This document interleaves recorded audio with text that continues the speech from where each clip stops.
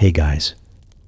Tonight we begin with a title that sounds glorious and feels like a curse. Being royal in ancient Rome means waking up powerful and going to sleep paranoid. You live surrounded by gold, guarded by soldiers, and stalked by expectations you never agreed to. Your childhood ends early, your privacy never begins, and your family tree looks suspiciously like a crime scene. The city cheers for your name while quietly betting on your downfall. This is a world where love is strategic, loyalty is temporary, and survival requires constant performance. Rome calls this destiny. You call it another long day. So before you get too cozy, take a second to gently tap that new hype button YouTube just added. It really does help little guys like me push through the algorithm. And be sure to like the video and subscribe, but only if you genuinely enjoy this strange little corner of quiet storytelling. Drop a comment with where you're listening from and what time it is for you. It's strangely comforting to know who else is drifting off with us around the world. Now, get comfortable, let the day melt away, and we'll drift back together into the quiet corners of the past. You are born into marble, noise, and expectation, which is a strange way to begin existence if you think about it. Most people start life screaming in a quiet room with a few relatives panicking nearby. You start life screaming in a palace where the walls echo, servants pretend not to notice, and someone immediately starts calculating what you might cost or earn the family in the next 20 years. The marble floor is cold, the air smells like incense and polished stone, and the first thing you learn is that privacy is a myth told to other people. Your cradle is carved, your blankets are dyed expensive colors, and none of it belongs to you. Even as an infant, you are public property. Midwives whisper, courtiers hover. Somewhere down a corridor, a relative you will one day distrust nods politely and files your existence away for later consideration. You do not know it yet, but your birth has already annoyed at least 3 people and made 2 others briefly hopeful. This is what passes for celebration in Rome. As you grow, the noise never stops. Sandals slap stone floors from dawn to dusk. Messengers arrive breathless with news that does not concern you but will someday ruin your sleep. Slaves argue quietly about schedules while pretending you are not listening. You learn early that silence means something is wrong. A quiet palace is never peaceful. It is waiting. Your nursery is staffed better than most homes in the city.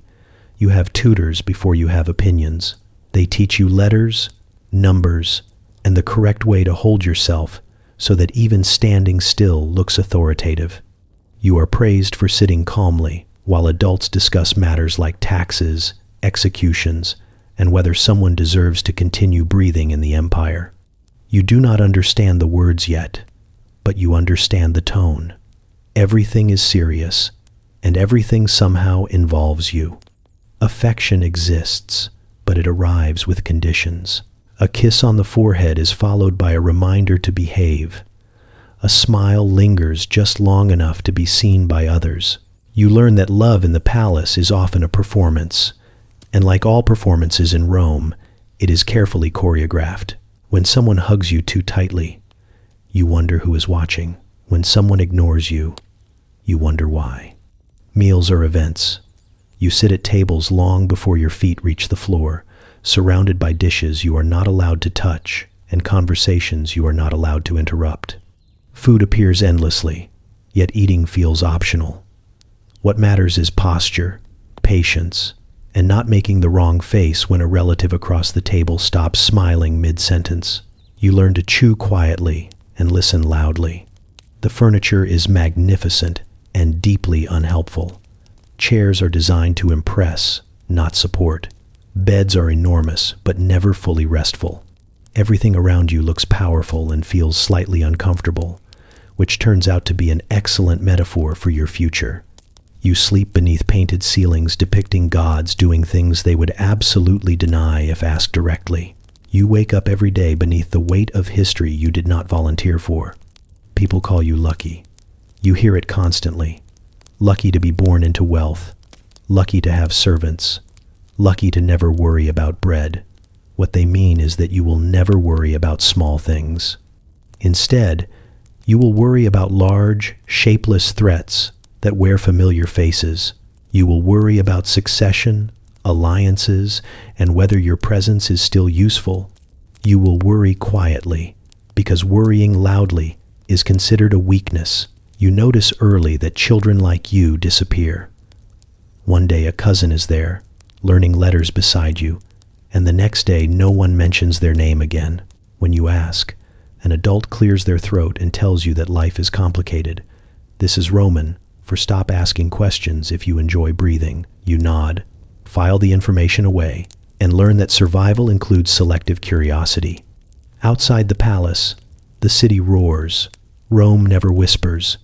Crowds cheer, argue, riot, and celebrate all within the same afternoon. You are taken to public appearances where people shout your name as if they know you. They smile, wave, and sometimes glare. You wave back because you are taught that waving costs nothing and buys time. Even as a child, you understand that the crowd loves the idea of you more than the reality. At night, when the corridors finally quiet down, you lie awake listening to distant footsteps and closer thoughts. You begin to understand that being born royal does not mean being born safe. It means being born visible. You cannot disappear into anonymity or grow unnoticed. Every mistake will echo louder than it deserves. Every success will belong to someone else.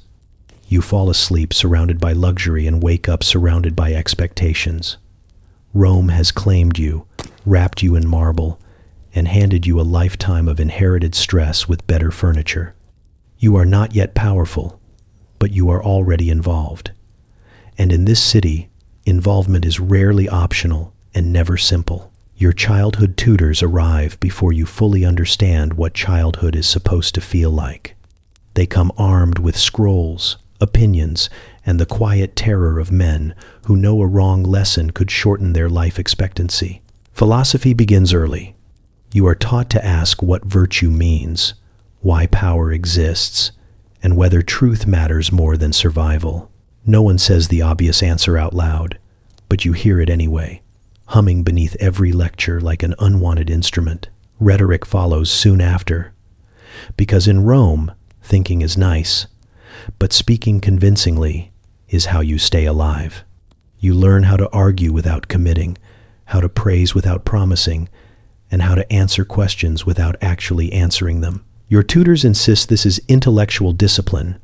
You begin to suspect it is verbal camouflage.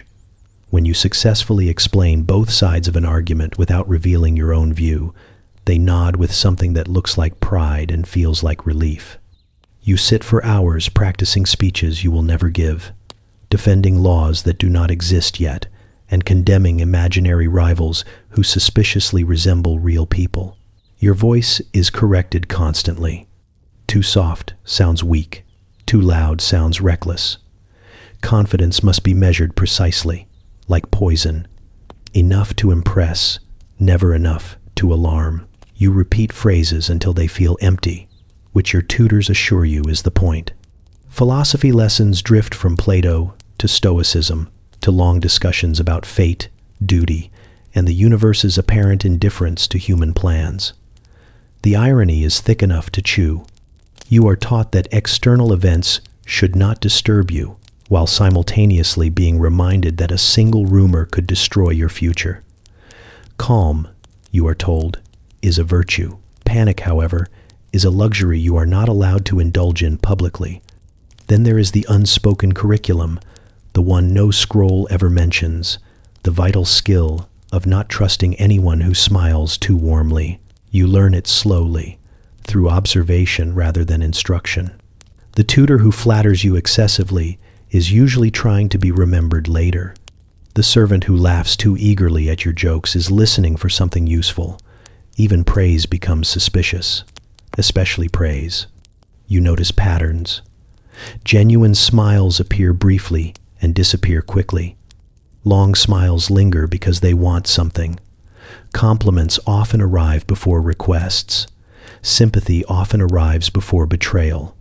Your tutors never explain this directly. They simply pause when someone is mentioned, raise an eyebrow, or clear their throat in a way that suggests a warning wrapped in etiquette. One tutor in particular enjoys asking trick questions. Not questions with wrong answers, but questions with dangerous ones. What makes a good ruler? Should mercy outweigh justice?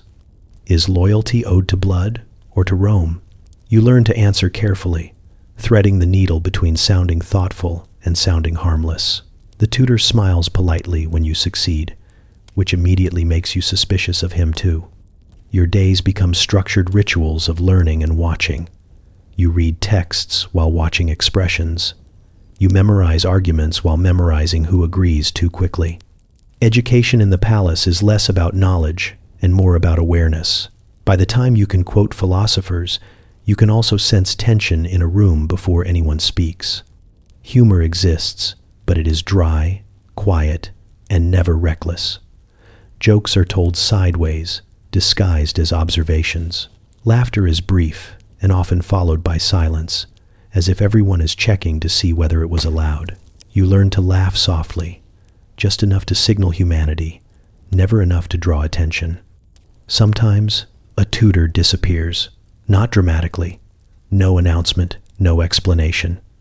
One day, a familiar voice is replaced by a new one, and everyone pretends this is normal. You do the same. This is another lesson. Continuity is optional. Adaptation is mandatory. You begin to understand that intelligence in Rome is not measured by how much you know, but by how little you reveal. Your tutors reward restraint. The best student is not the one who dazzles the room, but the one who leaves people uncertain. Uncertainty creates space. Space creates survival. At night, fragments of lessons echo in your mind. Philosophical arguments blur with rhetorical techniques and unspoken warnings. You realize that the most important thing you are learning has nothing to do with virtue or logic. It is how to stay pleasant while staying guarded. By the time your lessons end each day, you are exhausted in a way that has nothing to do with reading or writing. Your mind feels sharpened and slightly bruised.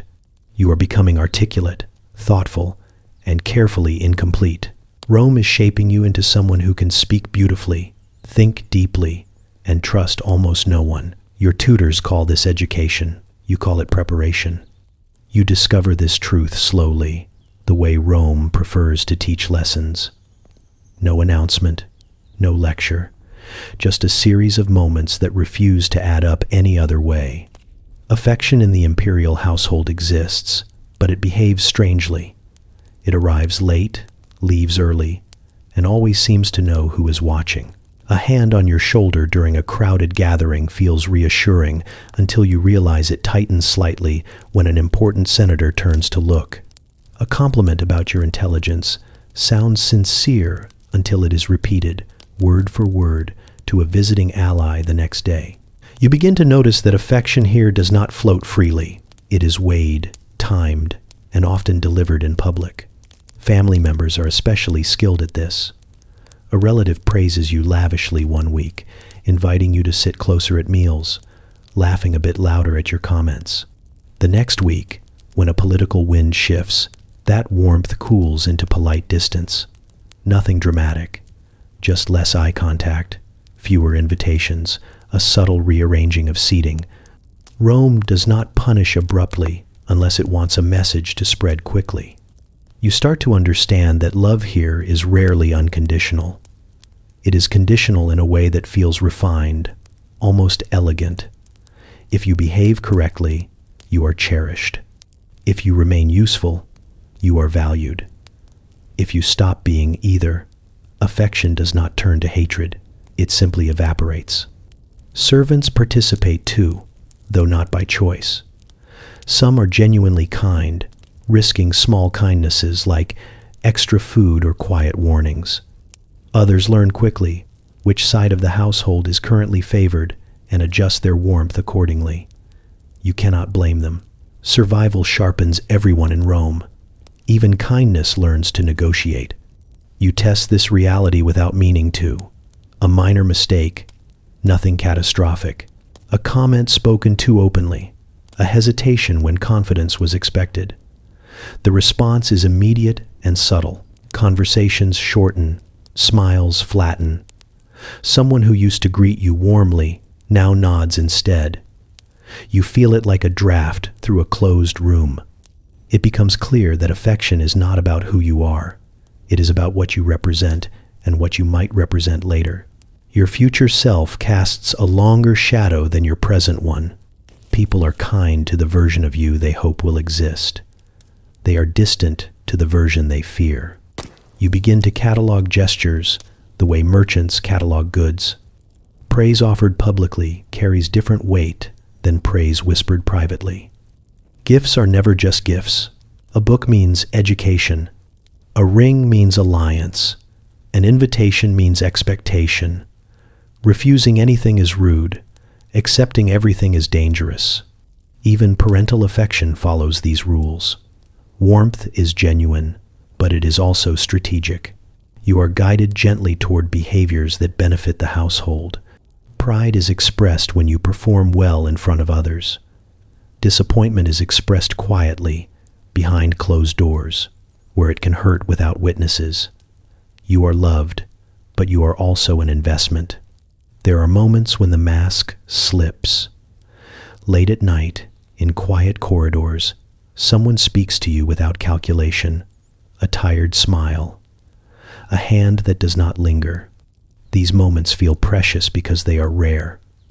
You treasure them, and then you learn not to rely on them. Rome punishes reliance. You watch others fail to understand this system. A cousin believes affection means safety. A distant aunt mistakes praise for protection. Their surprise when favor fades is brief and deeply inconvenient. You learn from them. You always learn from them. Humor survives here, but it is careful humor. Jokes test boundaries. Laughter measures alignment. If a joke lands well, it means you are still acceptable. If it does not, it means you should stop talking. You become good at laughing at yourself, just enough to appear harmless. Over time, you stop expecting affection to be spontaneous. You stop seeking it for comfort. You begin to treat it like weather. Pleasant when it appears, dangerous when it shifts, never something you control. This does not make you cold. It makes you attentive. The most unsettling realization arrives quietly. You understand that you are learning to do the same thing. You offer warmth where it helps. You withdraw it where it complicates. You smile at people whose presence strengthens your position and nod politely to those who do not. You do not feel cruel. You feel prepared. This is how Rome reproduces itself, not through bloodlines alone, but through habits. Affection becomes a language of leverage, spoken fluently by everyone inside the palace walls, and once you see it, you cannot unsee it. Public appearances begin long before you feel prepared for them, which is exactly the point. Rome does not wait for comfort. You are dressed carefully, layers arranged to signal dignity without arrogance, simplicity without weakness. Someone adjusts your clothing one last time, not for your sake, but for the crowd's. You step forward into noise that hits like heat.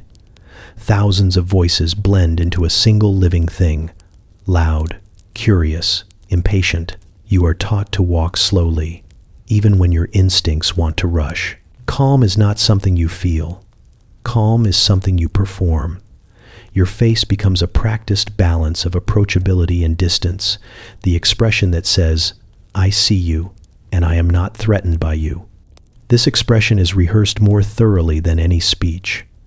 It must survive cheers, silence, and the occasional shout that sounds suspiciously like a curse. The crowd watches everything. How you stand, how you breathe, how quickly you smile. They notice if your hand trembles or if your eyes dart too much. You learn to keep your gaze steady, sweeping gently over faces without lingering. Lingering suggests favoritism. Avoiding eye contact suggests fear. Somewhere in the middle is safety. You wave because waving is required. The motion is simple, but the meaning is layered. It says recognition. It says generosity. It says I am here and you are seen, even if neither of us believes it completely. You wave until your arm aches and your smile stiffens. No one asks if you are tired. Tired is irrelevant. Some days the crowd loves you. You can feel it in the way cheers rise easily, in the warmth that rolls forward like a tide. Flowers are thrown. Children are lifted so they can see you. Someone shouts your name with genuine affection. On those days, calm feels almost natural. You begin to understand why people chase this feeling. It is intoxicating in a quiet, dangerous way. Other days, the crowd is undecided. The cheers come late, scattered, polite. People watch instead of celebrate. You sense questions moving through them like whispers. Is this one strong enough? Is this one necessary? Is this one temporary? You hold your expression steady and your posture tall, even as the uncertainty presses in. Then there are the days when affection curdles. The noise shifts. It becomes sharp, restless. A cheer here, a mutter there. Someone boos, someone else laughs. The sound does not overwhelm you, but it teaches you something important. Love and resentment live close together in Rome. They share the same streets and sometimes the same voice. You are never allowed to respond, not with words, not with expression. Your role is to absorb and continue. You learn to listen without reacting, to let the sound wash over you without letting it inside. This is not emotional strength. It is practiced neutrality. The elders call this leadership training. They say exposure builds resilience. What it actually builds is control. Control over your face, your body, your impulses. You learn how to appear unbothered while your heart recalibrates its rhythm. You learn how to bow just enough to acknowledge without submitting. You learn how to leave the stage at the right moment before admiration fades or hostility sharpens. Between appearances, people congratulate you. They say you did well. They say the crowd responded favorably. They analyze applause like augurs reading entrails. You listen politely and store the information away. You are learning how the city breathes. Sometimes, in quieter moments, you notice individuals in the crowd. An old man watching with narrowed eyes, a woman smiling too brightly, a soldier who does not cheer at all. You wonder which of them will matter later. Rome has a habit of remembering faces. Public rituals follow you everywhere. Games, ceremonies, festivals, each one another rehearsal. You stand beside figures whose names carry weight, matching their stillness, copying their gestures. You learn when to speak and when silence earns more approval. You learn that timing is everything. A smile too early looks eager. A smile too late looks dismissive. Humor helps, but only a little. A well-placed light remark can ease tension, but humor is a blade that cuts both ways. You use it sparingly, like salt, enough to flavor, never enough to draw attention. By the time you return to the palace, the noise still hums in your ears. The quiet inside feels unreal, fragile. You remove the ceremonial clothing and feel lighter immediately, though the weight remains. The crowd has seen you. It has judged you. It will remember you. Sometimes kindly, sometimes not. You lie awake later, replaying faces and sounds, wondering which reactions were genuine and which were rehearsed. You understand now that public love is never permanent, and public resentment is never fully asleep. And tomorrow, you will step back out again, calm on your face, while Rome decides what it thinks of you this time. Family dinners look comforting from a distance. Long tables, polished silver, carefully arranged dishes, and enough food to feed a neighborhood that will never be invited. Up close, you realize it is not a meal so much as a negotiation with bread. Everyone arrives dressed for impression rather than comfort, and everyone sits according to rules that shift often enough to keep you alert. Where you are placed matters more than what you are served. Conversation begins politely. Compliments are exchanged like ceremonial offerings. Someone praises your posture. Someone else remarks on how quickly you are growing, which is Roman, for we are watching you closely. You thank them with a practiced smile, already aware that praise here is never free. Every compliment carries a receipt that will be presented later. The food arrives in waves, rich and excessive, yet no one eats enthusiastically. Eating too much looks indulgent. Eating too little looks suspicious. You learn to take measured bites, nod thoughtfully, and pause at the right moments so your chewing never interrupts something important. Someone across the table is always speaking with intent, even if the words sound harmless. A relative compliments your recent appearance at a public event. Their tone is warm, but their eyes flick briefly toward another guest. You understand immediately. The compliment is not for you. It is for the witness. You respond graciously, because responding poorly would be remembered longer than the praise itself. Stories are told. Old victories are revisited. Failures are described delicately, framed as misunderstandings or unfortunate timing. Names are mentioned casually and then dropped, like stones into water, to see who reacts. You learn to keep your expression neutral when you hear a name that matters. Reacting too much suggests attachment. Reacting too little suggests opposition. Laughter rises at predictable points. It never lingers. Humor at the table is cautious, designed to test alignment rather than create joy. A joke lands, and everyone glances around to see who laughs. You laugh softly, at the correct moment, never first and never last. This too is a skill. Affection appears briefly, strategically. A hand touches your shoulder during a compliment. A parent beams with pride when you speak well. These moments feel real and rehearsed at the same time. You accept them without leaning into them. Leaning suggests expectation. Expectation is dangerous. Disagreements surface disguised as concern. Someone worries aloud about the future. Someone wonders whether certain alliances are still wise. The words are gentle. The meaning is sharp. You listen carefully, because what is not said matters more than what is. Silence is often the loudest participant at the table. Servants move efficiently, refilling cups and clearing plates. They hear everything. Everyone knows they hear everything.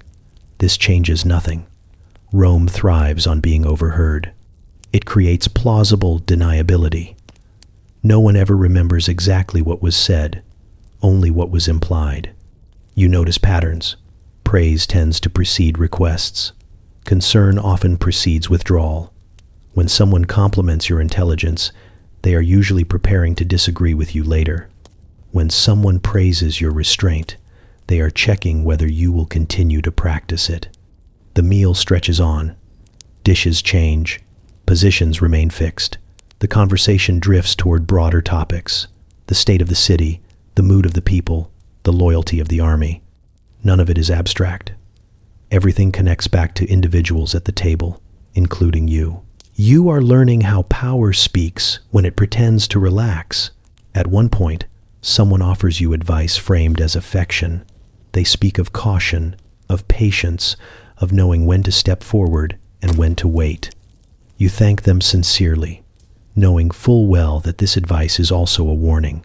Step too early, and you threaten someone. Step too late, and you become irrelevant. Dessert arrives, sweet and unnecessary. The tone lightens slightly, but the calculations do not stop. Plans are hinted at. Futures are outlined vaguely enough to allow denial later. You are praised again, just enough to remind you that you are still considered valuable. When the meal finally ends, everyone rises slowly, conversations breaking into smaller clusters. The warmth cools instantly. Smiles fade into politeness. Promises are left deliberately incomplete. You leave the table full, not of food, but of information. Later, alone, you replay the evening. Every compliment, every pause, every glance that lasted a heartbeat too long. Family dinners, you now understand, are not about nourishment, they are about positioning, and you are always on the menu. You learn this rule without anyone ever saying it out loud, because in Rome, the most important rules are never written down. They are absorbed through glances, pauses, and the way adults stop talking when you and your siblings enter a room together. At first, you believe what children are told everywhere. That family is safety. That blood matters. That shared childhood creates loyalty. Rome lets you believe this just long enough to make the lessons sting. You grow up alongside siblings who smile like mirrors and watch like strangers. Playtime feels friendly on the surface, but even games carry an edge. Winning matters more than it should. Losing is remembered longer than it deserves. Praise is never evenly distributed, and when one of you is complimented, the others notice immediately. You notice too. Adults compare you constantly, though they pretend not to. One of you is described as clever, another as disciplined, another as charismatic. These labels sound flattering until you realize they are boundaries. Clever children are expected to think. Disciplined ones are expected to obey. Charismatic ones are expected to be visible. No one is allowed to be everything. You start to sense the competition embedded in casual moments. Who is seated closer to power? Who is asked questions? Who is interrupted? And who is listened to? These details matter. They are remembered. They are discussed later, behind doors that close quietly. Affection between siblings exists, but it is cautious. You laugh together. You share stories. You even confide in one another, briefly, before learning that words travel faster than intentions. A comment you make privately reappears days later in a different voice, slightly altered, stripped of context. No one admits how it moved. No one needs to. You learn to guard yourself without becoming openly hostile. Open hostility would alarm the adults who prefer rivalry to remain polite and productive. Rivalry sharpens you. It motivates you. It ensures no one grows complacent. This is how they frame it. This is how Rome frames everything that hurts. As you grow older, the rivalry becomes clearer. Futures are discussed in terms that include you, but never equally. Someone is positioned closer to succession. Someone else is redirected toward religion, marriage, or military service. These decisions are presented as opportunities. You understand them as removals. You watch a sibling react to this shift with forced enthusiasm. They say the right things. They smile at the right moments. Later, you notice they are quieter, more careful. Their presence feels thinner, as if they are slowly being erased while still standing in front of you. Other siblings lean into the competition. They become sharper, louder, more impressive. They cultivate allies, charm tutors, and practice public performances with unnerving precision. You admire them and distrust them at the same time. Rome encourages both reactions. Moments of genuine closeness feel dangerous because they blur the lines. You hesitate before sharing doubts. You stop admitting fears. You learn that vulnerability creates leverage, and leverage is never neutral. Even unintentional advantage can become a weapon. Sometimes a sibling disappears entirely, sent away, married off, assigned elsewhere. Their name fades from conversation so quickly it feels intentional. You are told this is necessary. You are told it is for the good of the household. You are told many things. What you are not told is how easily family becomes optional. The most unsettling realization comes quietly. You understand that you are being shaped to see your siblings as obstacles rather than companions. You resist this at first, clinging to shared memories and private jokes. But Rome is patient. It does not rush this transformation. It allows you to arrive there on your own. You begin to measure your words around them. You observe their successes carefully, not out of jealousy alone, but out of awareness. Their rise affects your position. Your rise affects theirs. This is not cruelty. It is arithmetic. At night, you think about what loyalty means here. You wonder whether it is possible to protect each other without sacrificing yourself. You find no satisfying answer. Rome rarely offers those. In public, you present unity. You stand together, composed, dignified, convincing. The city sees a family. Inside, you see individuals navigating parallel paths that occasionally intersect and often collide. You still care. You still feel affection. But it is layered now, complicated by calculation and caution. You learn to love with distance and compete without open aggression. This balance keeps you functional, because in the imperial household, siblings are rivals first, family second, and sometimes, when the stakes rise high enough, not family at all. Rumors arrive before you learn how to recognize them. At first they sound like weather, something always present and never explained. You hear your name spoken softly behind columns, followed by pauses that stretch just long enough to feel intentional. When you enter a room and conversation shifts, you assume it is coincidence. Rome allows this assumption briefly, then takes it away. You realize that people have opinions about you that you did not help create. They believe you are ambitious, or timid, or clever in a way that suggests danger. None of these ideas come from anything you have done. They come from where you sit at dinners, who stands beside you at ceremonies, and which sibling receives more attention on any given day. Rome is excellent at drawing conclusions without evidence. It considers this efficiency. Rumors spread with remarkable discipline. No one ever admits to starting them. They simply exist, drifting from mouth to mouth until they feel established. By the time you hear one clearly, it has already matured. You are told that you are favored, then that you are resented, then that you are too quiet to matter. All of these circulate simultaneously, which is how you know they are effective. You learn that denial is useless. Addressing a rumor gives it shape. Ignoring it gives it freedom. The safest response is often to behave exactly as expected, even when the expectation is wrong. If people believe you are reserved, you become measured. If they believe you are calculating, you become polite. Rome rewards consistency, even false consistency. Your reputation begins to move ahead of you, entering rooms before you do. People react to the idea of you rather than the person standing in front of them. Some smile too eagerly. Others watch carefully, as if waiting for confirmation of what they already believe. You understand quickly that first impressions in Rome do not belong to you. They belong to whoever speaks first. You notice how rumors are used as tools. Someone praises you publicly, then privately expresses concern about your intentions. Someone warns you about another person using a story that may or may not be true. Information is offered generously and never without purpose. You learn to ask not whether a rumor is accurate, but why it is being shared with you.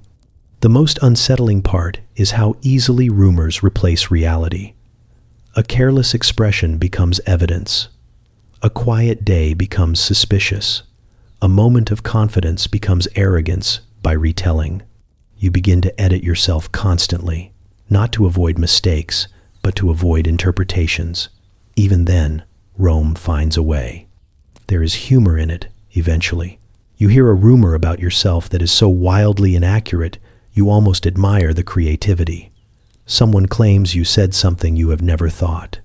Someone else insists you intend something you could not possibly accomplish yet. You smile privately. Rome loves a dramatic arc. It prefers its characters exaggerated. Still, the effect is cumulative. You feel shaped by stories told in your absence. You adjust your posture, your tone, your timing. You speak carefully, knowing that words will be repeated without context and possibly without mercy. Silence becomes a strategy. When you say less, people have less to twist, though they still try. You watch others suffer under rumors too. A relative is labeled unreliable and never escapes it. A former favorite becomes dangerous in the public imagination and slowly fades from relevance. Rome does not correct itself. It simply moves on. The city teaches you that reputation is not earned slowly. It is assembled quickly and revised constantly. You are not judged by your actions so much as by how easily your actions fit an existing narrative. This makes genuine behavior risky. Authenticity is unpredictable. Predictability is safer. Late at night, you wonder who you are beneath the stories. You replay moments, checking whether you recognize yourself in them. Sometimes you do. Sometimes you do not. You learn to hold your identity lightly, knowing it will be interpreted no matter how firmly you claim it. One day, you overhear two people discussing you as if you are not nearby. They speak confidently, outlining your character, your future, your intentions. They get some details right. Others are completely wrong. Neither matters. They stop speaking when they notice you. Smiling politely, unbothered, you return the smile. Because you understand now that rumors are not interruptions to your life in Rome. They are the background noise, constant, shaping, unavoidable. They precede you, follow you, and sometimes decide outcomes before you ever act. In this city, reputation is not something you build. It is something you survive. Your education shifts without ceremony. One day you are debating philosophers and practicing speeches that say nothing too clearly, and the next you are sitting quietly in rooms where nothing is explained and everything matters. This is politics, though no one announces it that way. It arrives disguised as observation. You are told to listen more than you speak, which sounds simple until you realize how carefully everyone else is doing the same. Conversations circle topics without landing on them. Decisions are suggested, not stated. Agreement is expressed through silence, and dissent is expressed through a different kind of silence. You learn quickly that not all quiet is equal. At first, you believe that staying silent is safe.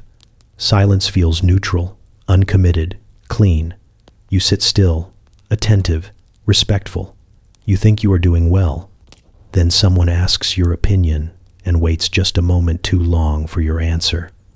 The pause stretches. Eyes turn. Silence thickens. You understand then that silence can also look like hesitation, and hesitation looks like weakness. You begin to study timing. Speaking too soon looks eager. Speaking too late looks calculated. Saying nothing at all suggests you are either hiding something or failing to grasp the moment. Politics in Rome is not about what you say, but when you say it and who hears it. Your tutors change again. These ones speak less and watch more. They ask questions that are not meant to be answered directly. What do you think the Senate wants? How do you believe the people will react? Who benefits if nothing changes? You learn to respond with observations instead of conclusions. You offer possibilities, not commitments. This pleases them. You are invited to sit in on meetings where your presence is symbolic. You are there to be seen, learning. You are there to remind others that you exist. You are there to absorb how power behaves when it believes it is unobserved. You notice that the loudest voices often carry the least authority. You notice that the quietest person in the room is often the one everyone is watching. Politics teaches you patience in a new way. Not the patience of waiting your turn, but the patience of letting others reveal themselves. People talk when they feel comfortable. They talk even more when they feel superior. Silence, when used correctly, invites confession. You experiment carefully. You speak once, briefly, at the right moment. The room shifts. Someone nods. Someone frowns. Someone remembers. The next time, you wait longer. The effect is different. You begin to see how small changes ripple outward. Words are never just words here. They are signals. There is humor in this education, though it is quiet and slightly grim. You watch grown men argue passionately over phrases while pretending the argument is about principle rather than pride. You see alliances form and dissolve over a single misplaced tone. You learn that saying the obvious is rarely appreciated, and saying the unnecessary is often rewarded if it flatters the right person. Silence becomes a tool, but a sharp one. You use it to avoid traps. You use it to force others to fill the space. You use it to suggest agreement without promising anything. But you also learn its limits. Too much silence invites suspicion. People begin to wonder what you are thinking, and in Rome, wondering often turns into worrying. One day, you remain silent when you should not. The moment passes. The discussion moves on. Later, someone mentions it casually. They say they expected you to speak. They say it would have helped. Their tone is neutral, but the message is clear. Absence can be interpreted as opposition. From then on, you learn to speak just enough. A sentence here, a question there. You learn to echo others without endorsing them. You learn to sound engaged without being entangled. This balance is exhausting, but effective. At night, you replay conversations not for content, but for gaps. What was not said, what was avoided, what silence protected, and what it exposed. You begin to understand that politics is not a battle of ideas, but a choreography of restraint. You are not taught how to win arguments. You are taught how to survive them. By the time you grow comfortable in these rooms, you realize comfort is another illusion.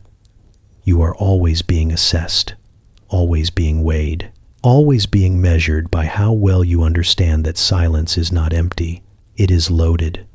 And learning when to unload it becomes one of the most dangerous lessons of all. Marriage enters your life quietly and far too soon, slipping into conversation before you have decided what kind of person you are supposed to become. At first, it sounds theoretical, something adults discuss over wine while you sit nearby pretending not to listen. Names are mentioned casually. Families are referenced. Timelines are suggested in vague, polite terms. You assume it is distant, harmless, not meant for you yet. Rome allows this assumption for exactly as long as it remains useful. Then you notice that people start looking at you differently, not with curiosity or judgment, but with assessment.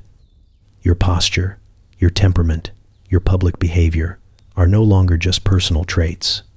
They are qualifications. Someone remarks that you are calm under pressure. Someone else notes that you speak well for your age. These observations are not compliments. They are inventory. Romance, you learn quickly, is not forbidden. It is simply irrelevant. Affection might exist, but marriage is about calendars, borders, and obligations that outlive feelings. You are taught this gently, as if the concept itself might bruise you if delivered too sharply. Alliances are discussed in terms of stability. Suitability is measured by lineage, reputation, and how much trouble a union might prevent or provoke. You sit through conversations where your future is outlined without your participation. People debate whether you should marry early or wait. Early signals control. Waiting signals caution. Neither option involves desire. When someone asks your opinion, it is framed carefully, as if your answer is a formality rather than a factor. You begin to understand that marriage in Rome is not about joining lives. It is about merging risks. A good match strengthens the household. A poor one introduces uncertainty. Love is unpredictable. Rome dislikes unpredictability. Potential partners are discussed like proposals, not people. Someone is described as well-connected, someone else as manageable. Temperament is mentioned only if it threatens order. You hear phrases like strong family, reliable bloodline, acceptable reputation. No one mentions laughter. No one asks whether you would enjoy their company. You try to imagine what marriage will feel like. The image is vague. A shared space, a shared schedule, a shared obligation to appear unified. You realize that companionship here is a performance, like everything else. Some people perform it convincingly. Others endure it quietly. There is humor in the absurdity, though it is dry and fleeting. You overhear someone arguing passionately about the timing of a marriage that will happen years from now, as if delaying it might destabilize the empire. You almost smile. Rome plans marriages the way it plans wars, with contingencies and exit strategies. Still, The consequences are real. A single union can elevate or diminish entire branches of a family. A misstep can haunt generations. You are reminded of this often, usually by someone who assures you they have your best interests at heart. Their tone is kind. Their meaning is firm. You are allowed preferences. Technically, you may express admiration for certain qualities. Intelligence is acceptable.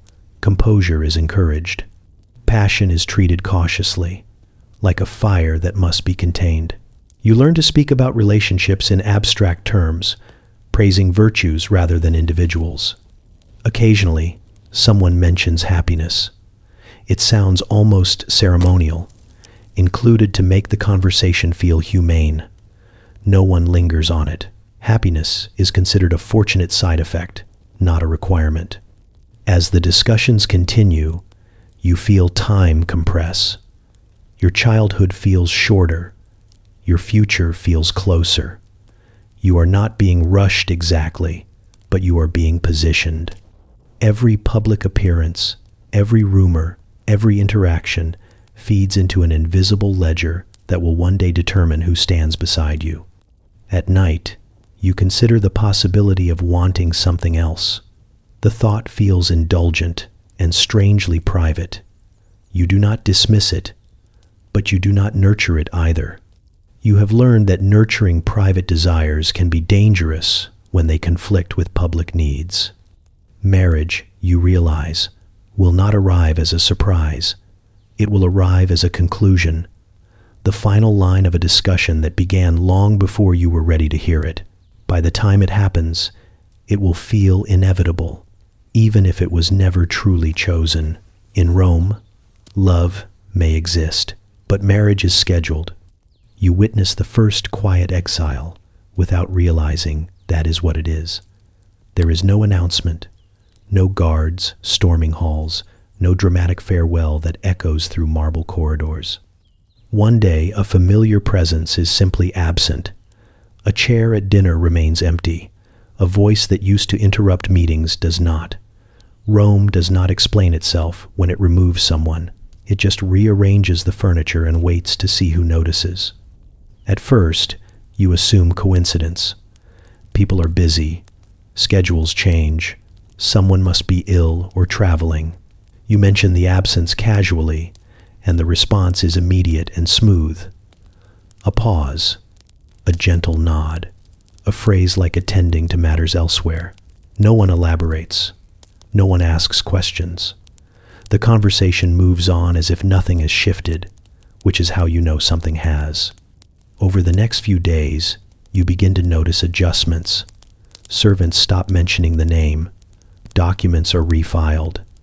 A statue that once stood in a prominent alcove is quietly relocated to a less flattering corner. It is still visible, but only if you know where to look. Rome does not destroy immediately. It fades. You listen carefully for whispers, but even gossip seems restrained. This is not scandal, it is correction. The kind of correction that leaves no bruises and therefore invites no sympathy. You learn that outrage is noisy and dangerous. Silence is efficient.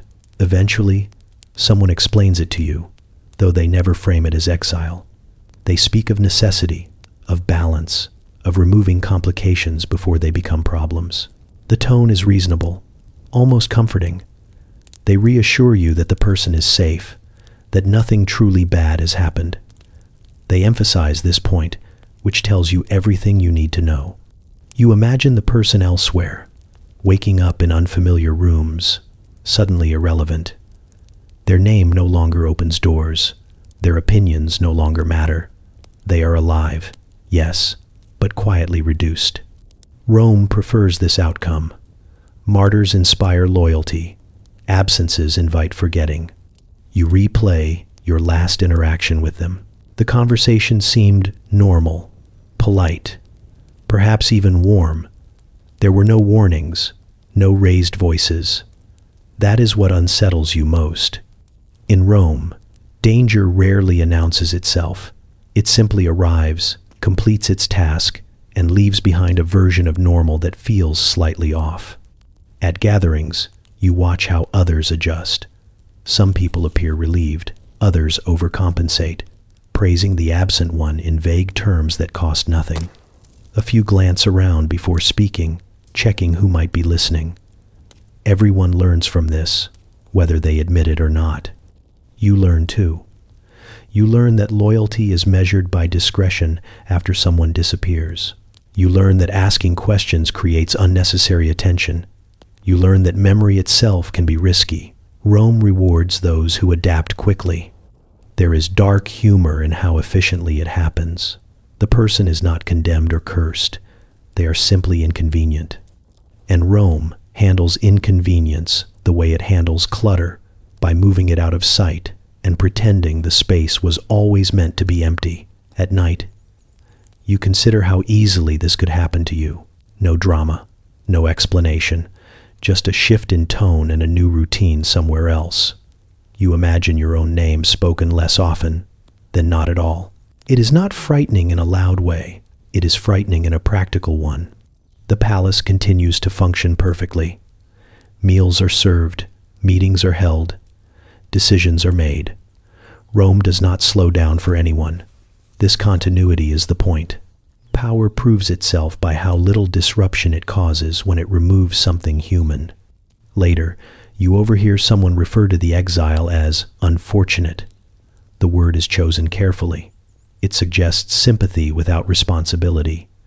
You understand the language now. You understand how Rome absolves itself. One afternoon, you pass the relocated statue. It is dusty already. Fewer people walk this corridor. You stop for a moment longer than necessary, then move on. Lingering would look sentimental. Sentiment invites questions. This is the lesson the quiet exile teaches you. Rome does not need force to erase people. It needs patience and consensus. It needs everyone to agree, silently, that forgetting is easier than remembering. And it needs you to keep walking as if nothing has changed, because that is how erasure becomes complete. Religion enters your education the same way politics did, quietly and without asking whether you are ready. At first it feels comforting. Incense curls through the air. Priests speak in steady voices. Rituals promise order in a world that rarely offers it. You are told that the gods watch, that they care, that they reward virtue and punish excess. This sounds reassuring until you notice how often the gods seem to agree with whoever is currently in charge. Ceremonies are everywhere, before meetings, before campaigns, before decisions that have already been made. You stand beside elders as offerings are prepared and omens interpreted. The language is reverent, but the timing is suspicious. The gods always seem to approve the next step. If they do not, the ritual is repeated until they do. You are taught the proper gestures early, when to bow, when to look solemn, when to appear moved. Sincerity is encouraged, but accuracy is more important. A well-timed prayer can smooth over dissent. A public sacrifice can quiet a restless crowd. Faith, you learn, is most effective when everyone sees it at the same time. Priests become familiar figures, drifting between temple and palace with ease. Some are genuinely devout, others are excellent listeners. You learn to tell the difference slowly, mostly by observing who gets invited where. The most influential priests are rarely the most spiritual. They are the ones who understand optics. You watch rituals unfold like theater. The costumes are elaborate, the choreography precise, the meaning flexible. When a decision is popular, the gods are praised for their wisdom. When it is unpopular, the gods are said to be testing the people. Either way, responsibility flows upward and outward, never settling on those who act. You begin to notice how language shifts depending on the audience. In private, religion is discussed pragmatically. In public, it is sacred. A policy becomes divine will. A compromise becomes piety. Opposition becomes impiety, which is a much more useful accusation. There is a strange humor in how adaptable holiness becomes. A god once associated with harvest is suddenly invoked for military success. A festival meant for gratitude turns into a display of loyalty. The crowd cheers, comforted by the sense that the universe agrees with Rome's plans. You are instructed to participate enthusiastically. Your presence at rituals signals continuity. It reassures the people that the divine order remains intact. You hold sacred objects, recite memorized phrases, and maintain an expression that suggests reverence without curiosity. Questions are not forbidden, but they are rarely encouraged in public. In quieter moments, a tutor explains the value of tradition. Tradition stabilizes. It gives people something older than their anger to focus on. You nod, understanding that the gods are being asked to do administrative work. It is not disrespectful. It is efficient. You witness a failed ritual once, an omen interpreted poorly. The reaction is swift and subtle. The priest is reassigned, the interpretation revised, the public version smoothed over. The gods, it turns out, are forgiving when their messaging needs clarification. Over time, the line between belief and performance blurs completely. You find yourself moved by the rhythm of chants, even as you recognize their purpose. You feel the weight of history in temples that have stood longer than any living memory. You also see how easily that weight can be redirected. The people believe sincerely. That part is real. They pray for safety, for food, for meaning. Rome understands this and uses it carefully. A ruler who appears favored by the gods gains patience. A ruler who appears cursed invites unrest. Divinity becomes another form of approval rating. You are warned never to mock the gods, even privately. Not because the gods will punish you, but because people might hear. Faith is personal, but its consequences are public. Respect is non-negotiable, even when belief is flexible. Eventually, you realize that religion here is not false, it is selective. It highlights what is useful and softens what is inconvenient. It offers comfort when Rome needs compliance and awe when Rome needs silence. You participate because participation is expected. You bow because bowing costs little and earns much. You learn the prayers because knowing them matters more than believing them. And somewhere between incense and applause, you understand the lesson being taught. In Rome, the gods are powerful, but only because Rome knows how to speak for them. You stop trusting books to tell you the truth before they ever admit they are lying. Scrolls are neat, orderly, confident. Rooms are not. Rooms breathe, shift, and react the moment someone important enters. This is where your real education sharpens, not in libraries, but in doorways, corners, and moments when everyone pretends nothing is happening. You learn quickly that power rarely announces itself. The loudest voice is usually compensating. The most decorated figure often needs reminding. Real authority sits quietly, watching who speaks first and who looks relieved when someone else does. You stop listening only to words and start watching posture, pacing, eye contact. You notice who interrupts and who never needs to. At gatherings, you scan instinctively. Who stands close to whom? Who is allowed to sit? Who is asked questions? And who is politely ignored? You notice that some people speak often and change nothing, while others say very little and change everything. When someone clears their throat and the room pauses, you make a mental note. You learn to arrive early and leave late. Early lets you see who seeks whom out before an audience forms. Late lets you see who lingers after the performance ends. The conversations at the edges matter more than the speeches at the center. Power likes privacy. Pretenders like stages. There is humor in how transparent it becomes once you know what to look for. You watch someone flatter a figure they believe is influential, only to be ignored entirely by the person who actually decides outcomes. You watch ambitious men circle the wrong pillar, convinced proximity equals relevance. You almost admire the confidence. Books taught you theory. Rooms teach you consequence. A law exists on parchment. Its enforcement exists in glances exchanged across a table.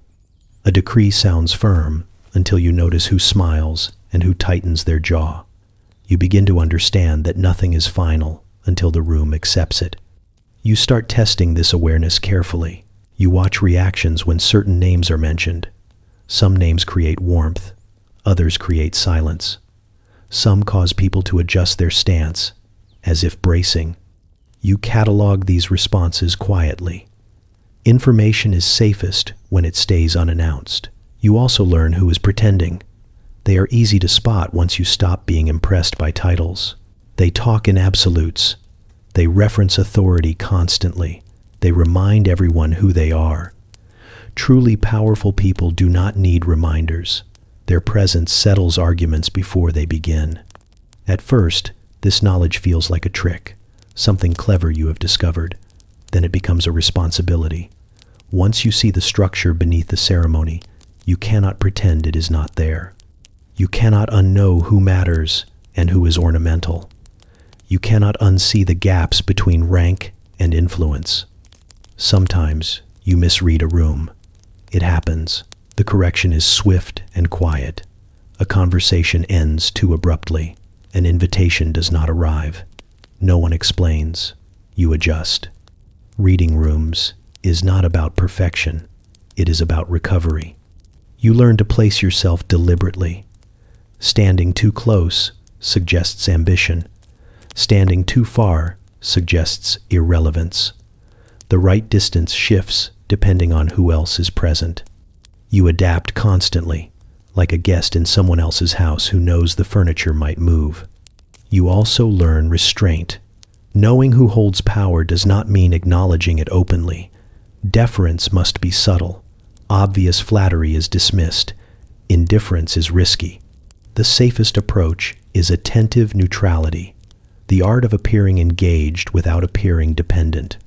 There are moments when this awareness isolates you. You notice tensions others miss. You sense decisions forming before they are spoken. You smile at jokes that are not funny because you understand their purpose. You nod at statements you know will dissolve by morning. It is exhausting in a quiet way, yet it keeps you safe. Books cannot warn you when a mood shifts. Rooms can. A sudden stillness, a glance exchanged, a pause that lasts half a breath too long. You feel these changes before you think them. Your body learns before your mind confirms. Eventually, you realize this skill is irreversible. You walk into spaces and immediately map them. Who leads? Who follows? Who pretends to lead? Who is waiting? You no longer ask who has power. You watch who everyone else watches. And once you know that, the books start to feel less important. Court gossip reaches you long before anyone admits it exists. Officially, there are no rumors, only misunderstandings and unfortunate interpretations. Unofficially, gossip is the circulatory system of the palace, moving faster than messengers and carrying far more useful information. You learn to listen without appearing interested, which is harder than it sounds when someone is whispering about who might disappear next. At first, gossip sounds trivial. Who dined with whom? Who arrived late? Who laughed a little too loudly at the wrong joke? You dismiss it as boredom, dressed up as intrigue. Then you notice patterns. The same names appear repeatedly, always just before something shifts. A promotion, a quiet demotion, a sudden illness that clears political pathways remarkably well. You stop dismissing it. You learn that gossip is rarely about truth. It is about direction. It points, nudges, hints. It tells you where not to stand, who not to praise too publicly, which alliances are cooling even if everyone involved insists they are stronger than ever. Court gossip does not need to be accurate. It only needs to be believed long enough to shape behavior. You develop a method. You listen to the same story from different mouths and note what changes. What remains consistent matters. What grows more dramatic is usually decoration. What is said quietly, almost reluctantly, carries weight. The person who does not want to repeat something is often the one who knows it is dangerous. There is humor in how seriously everyone pretends not to care. People lean in and lower their voices while insisting they do not engage in gossip. They always engage in gossip. It is framed as concern, as loyalty, as a warning offered for your own good. You thank them sincerely. Gratitude keeps information flowing. You also learn restraint. Gossip is not meant to be passed along freely. It is meant to be stored, used sparingly. Mentioning the wrong thing to the wrong person can collapse trust faster than any accusation. Silence, you discover, is not ignorance. It is discipline. Certain phrases become alerts. People say someone is ambitious when they mean reckless. They say someone is devoted when they mean useful. They say someone is tired when they mean vulnerable. You translate instinctively now. Fluent in implication, you notice how gossip creates invisible borders. Entire hallways become unsafe depending on who is rumored to be displeased. Certain gatherings become traps disguised as invitations. You avoid them gracefully, always with an excuse that sounds reasonable. Rome rewards those who leave before the ground shifts. Sometimes gossip saves lives, or at least careers. A whispered warning keeps you from aligning with someone whose favor is about to expire. A casual remark steers you away from a conversation that would have placed you on the wrong side of a forming consensus. You begin to appreciate how survival here depends less on strength and more on timing. There is a darker side too. Gossip can manufacture reality. Enough repetition turns suspicion into expectation. Expectation turns into behavior. Behavior turns into evidence. You watch someone falter under the weight of a story that may never have been true, but was useful to believe. Rome does not need proof when momentum exists. You are careful never to start rumors. Initiators are visible. Repeaters are protected. You repeat only what benefits your awareness, never what benefits your ego. Being known as a source is dangerous. Being known as a listener is safe. At times, you catch yourself enjoying the absurdity, the seriousness with which trivial details are dissected, the confidence with which incomplete information is delivered, the elaborate theories built on a raised eyebrow or a delayed reply. It would be funny if it were not lethal. You also learn when gossip goes silent. Silence is its own message. When no one will speak about someone, it means the matter is settled. When names stop circulating, it means Rome has moved on. That is the most final judgment of all. Gradually, gossip becomes less distracting and more directional. You stop reacting emotionally to what you hear. You treat it like weather, a storm forming, a chill moving in. You adjust accordingly, cloaks ready, routes planned.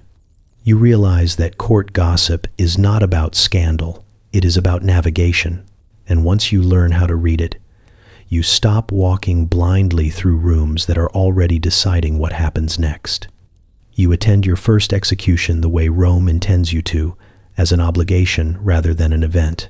It is scheduled, announced, and prepared with the same efficiency as a banquet or a dedication ceremony.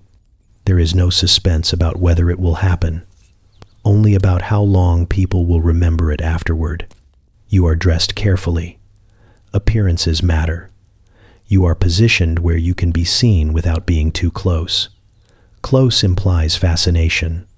Far implies discomfort. Rome prefers approval wrapped in composure. The crowd gathers early, murmuring as if this were a performance with assigned seating. Vendors move through with food. Children sit on shoulders. Someone laughs at a joke that has nothing to do with what is about to occur. The condemned is brought out without ceremony. No dramatic speech. No final plea that echoes through history. Just a person who once occupied space in rooms you recognize and now occupies none. Their name is spoken quickly, almost politely, as if lingering might make it awkward. You realize how much effort Rome puts into making endings feel administrative. You watch the officials more than the condemned. They are calm, focused. One adjusts a sleeve, Another checks positioning. These people have done this before and will do it again. There is no cruelty in their faces, only routine. Rome does not hate its enemies. It processes them. The crowd quiets not out of reverence, but expectation. Silence is a signal that everyone knows their role. You notice how little emotion is required. No one asks whether this is necessary. That decision was made elsewhere, earlier, by people who are not here now. This is just the visible conclusion.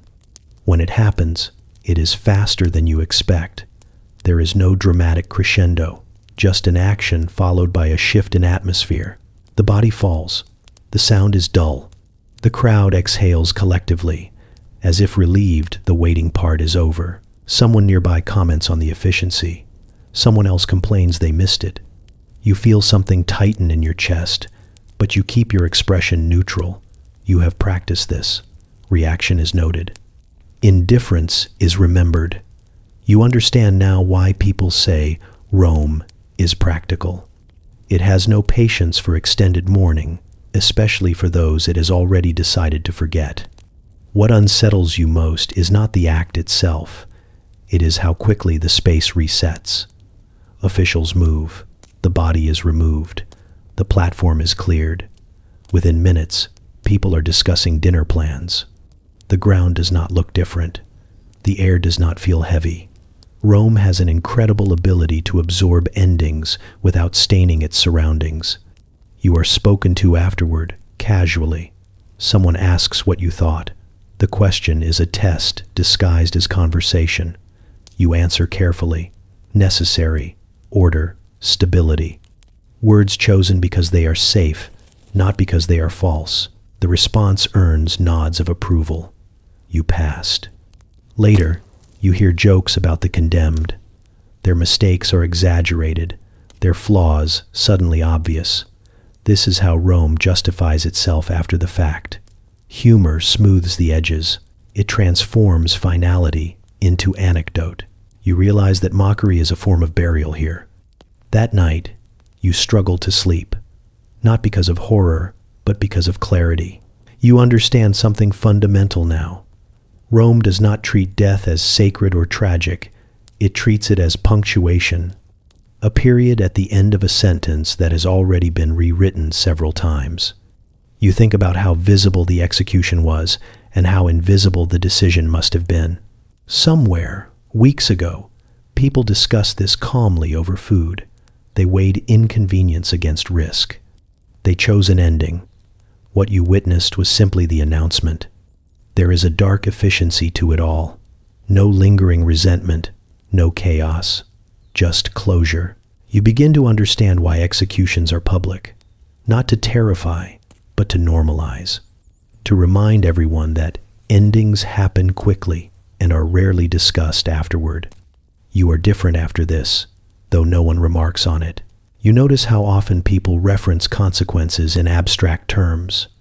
You notice how easily words like necessary and unfortunate are deployed.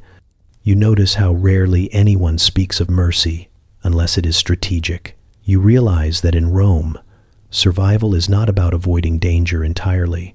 It is about never becoming an ending that needs to be scheduled. Wealth is the first thing people notice about your life, and the last thing that ever answers to you. Gold glints from every surface. Marble floors are cool beneath your feet, even in summer. Silk hangs where wool would suffice. Servants anticipate needs you have not voiced yet. From the outside, it looks like abundance. From the inside, it feels like inventory.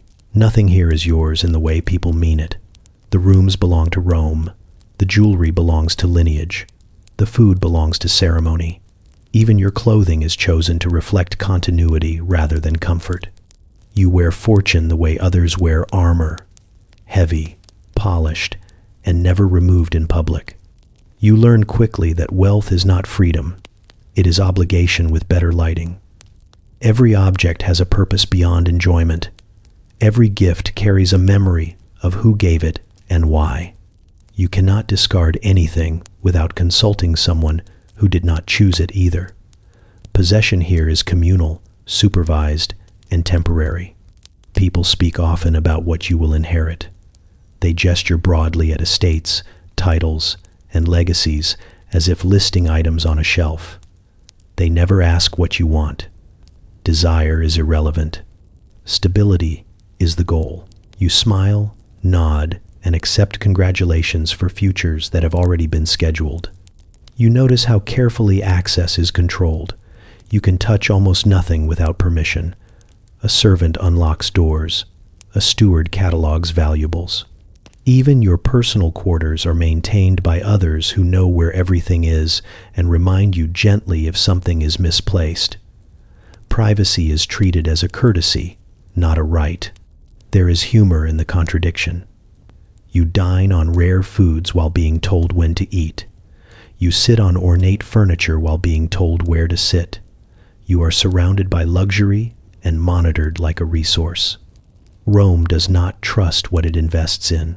You try once to claim something small, a book, a trinket, something insignificant.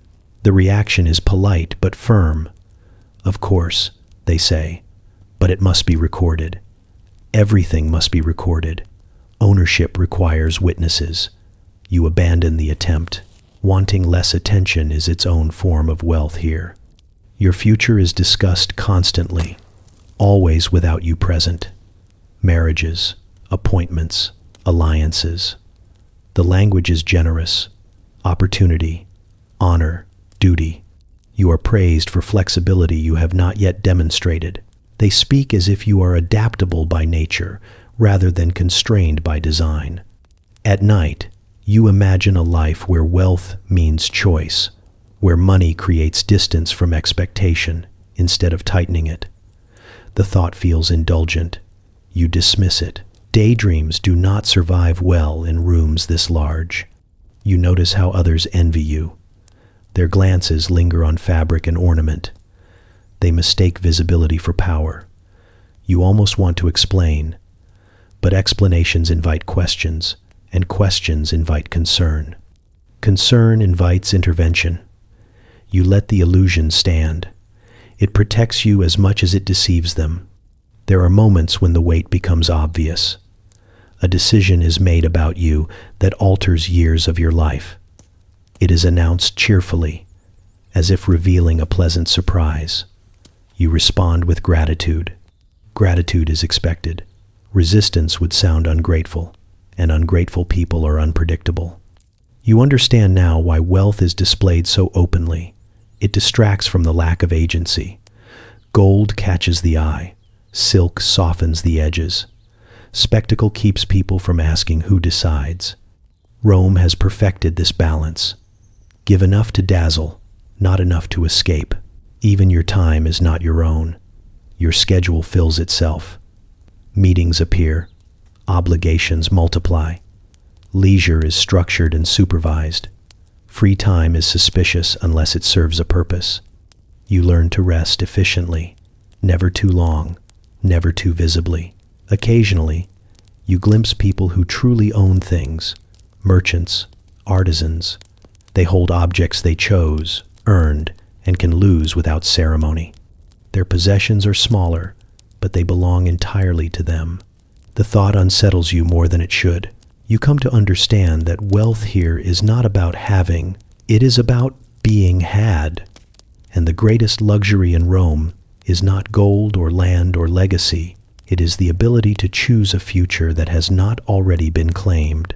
Advisors change so often that you stop learning their names right away. Faces blur together in the early months, each one arriving with a polished smile, a carefully practiced humility, and the same assurance delivered in slightly different accents. They all claim loyalty. They all emphasize service. They all insist they are here for stability. You learn to nod politely, while mentally counting how long it will be before they vanish. Some last weeks, some last years, none last forever. They arrive with scrolls, suggestions, and stories about their predecessors.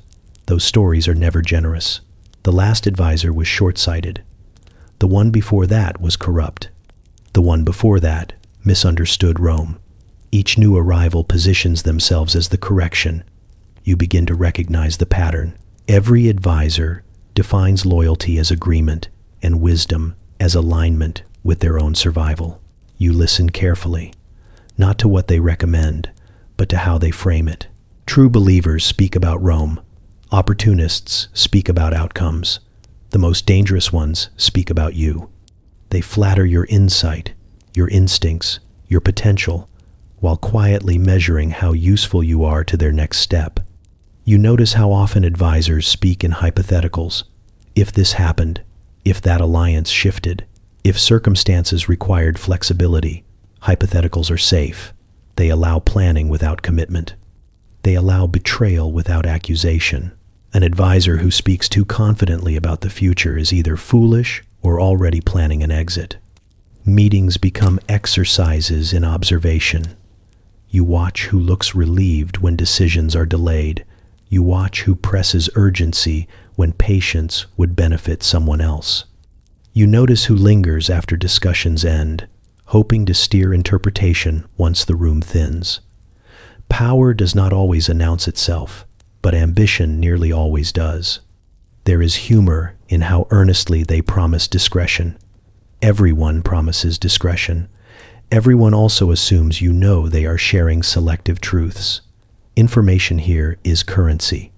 Advisors spend it carefully, always holding something back for leverage. The ones who claim transparency are usually the ones hiding the most. You learn to give them just enough trust to function, enough distance to survive.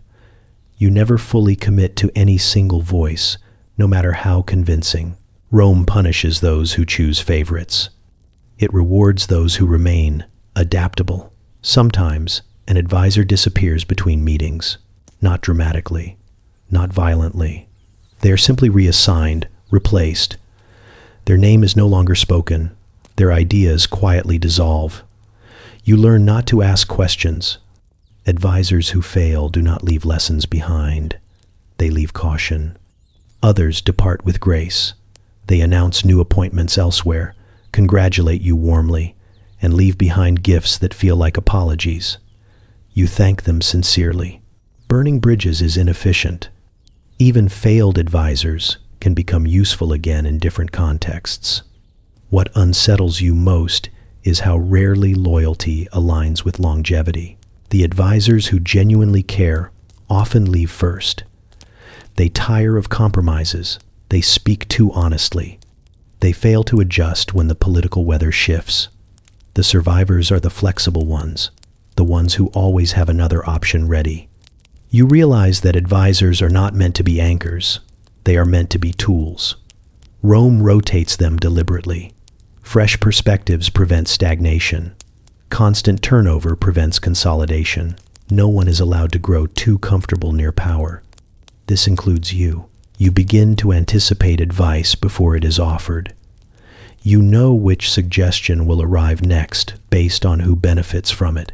You hear enthusiasm and translate it into self-interest. You hear caution and wonder whose position is threatened. Over time, the voices blur into a single chorus of competing incentives. Occasionally, an advisor surprises you. They offer counsel that genuinely disadvantages them. These moments stand out. You remember these people. They rarely last long. Rome has little patience for sincerity that cannot be weaponized. As advisors rotate, you adapt. You learn to extract value quickly. You learn to end conversations before expectations form.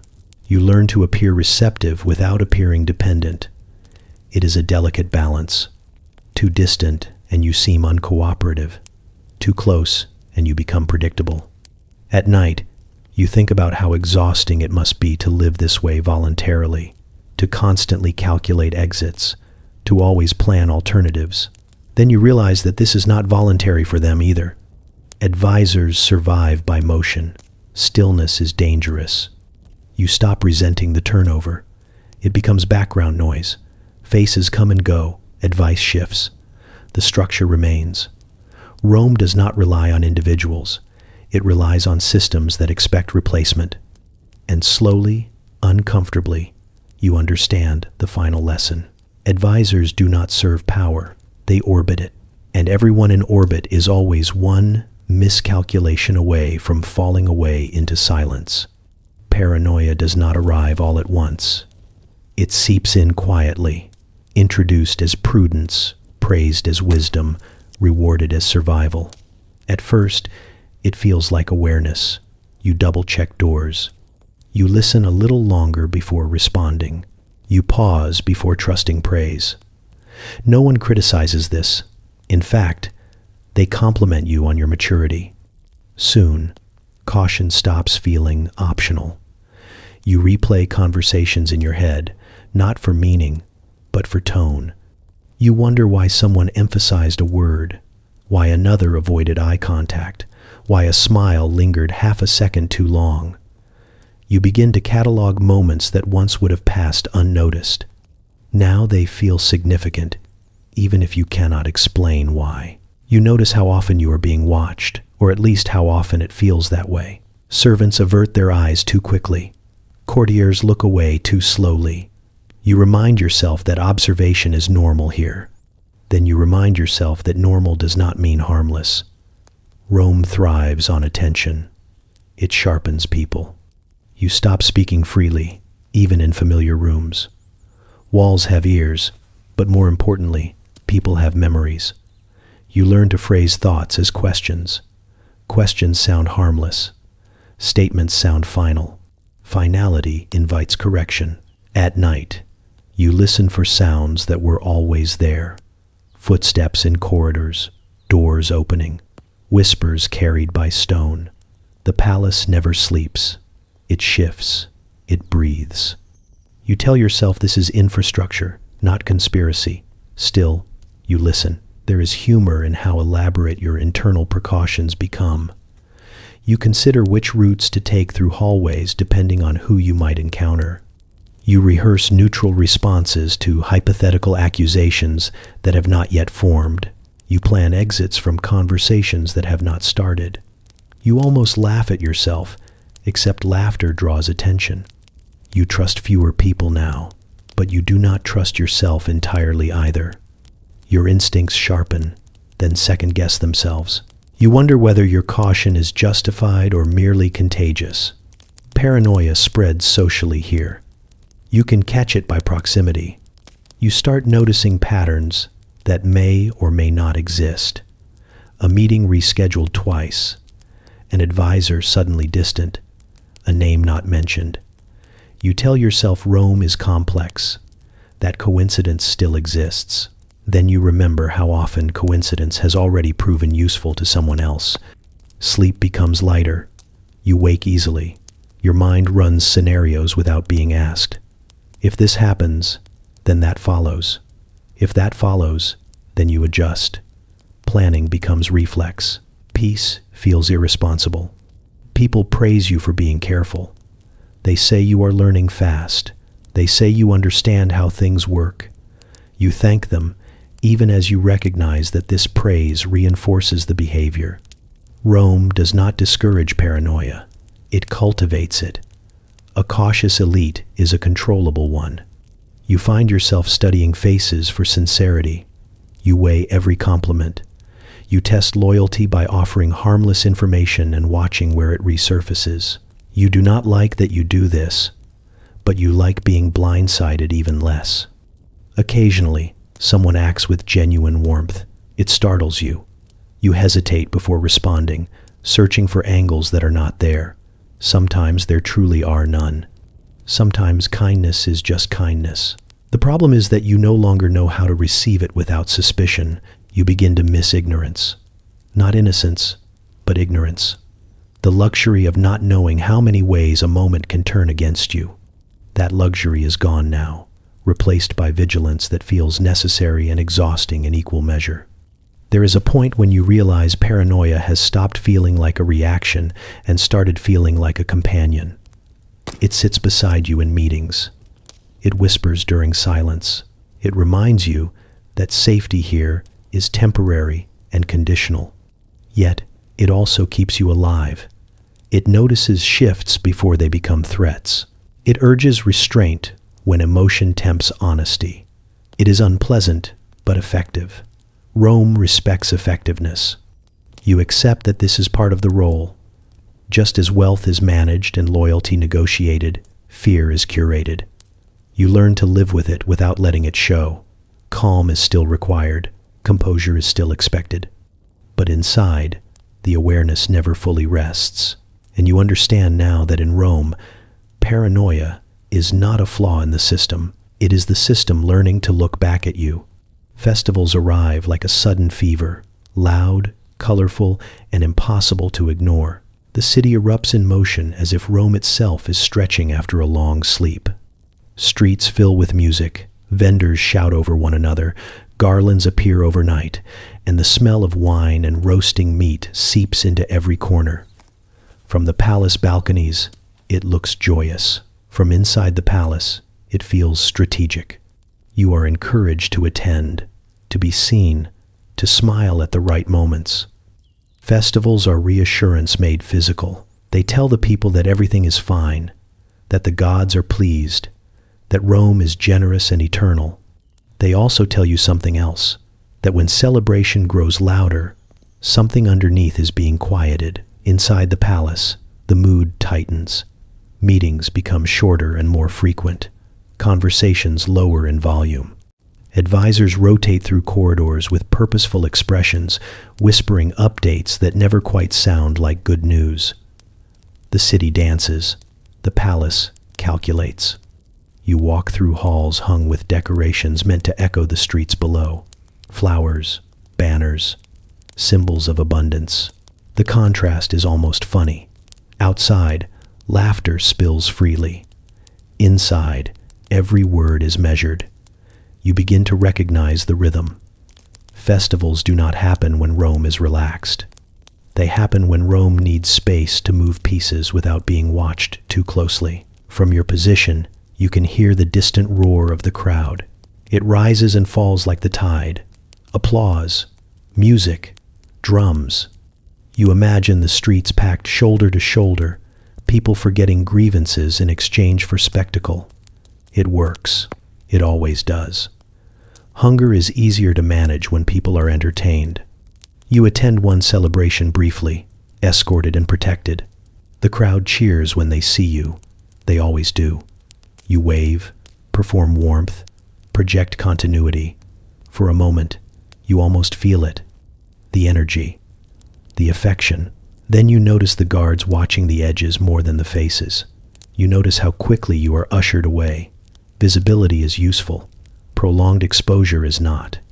Back inside, discussions resume immediately. The festival is referenced casually, as if it were weather. Good turnout, strong response, a success. The language is detached. No one talks about joy. They talk about coverage. While the city is distracted, decisions accelerate. Appointments are changed. Alliances tested. Quiet messages sent. You begin to understand that festivals are not interruptions to politics. They are part of it. There is dark humor in how predictable it becomes. When tensions rise, music follows. When unrest threatens, games appear. When negotiations grow dangerous, the people are invited to drink.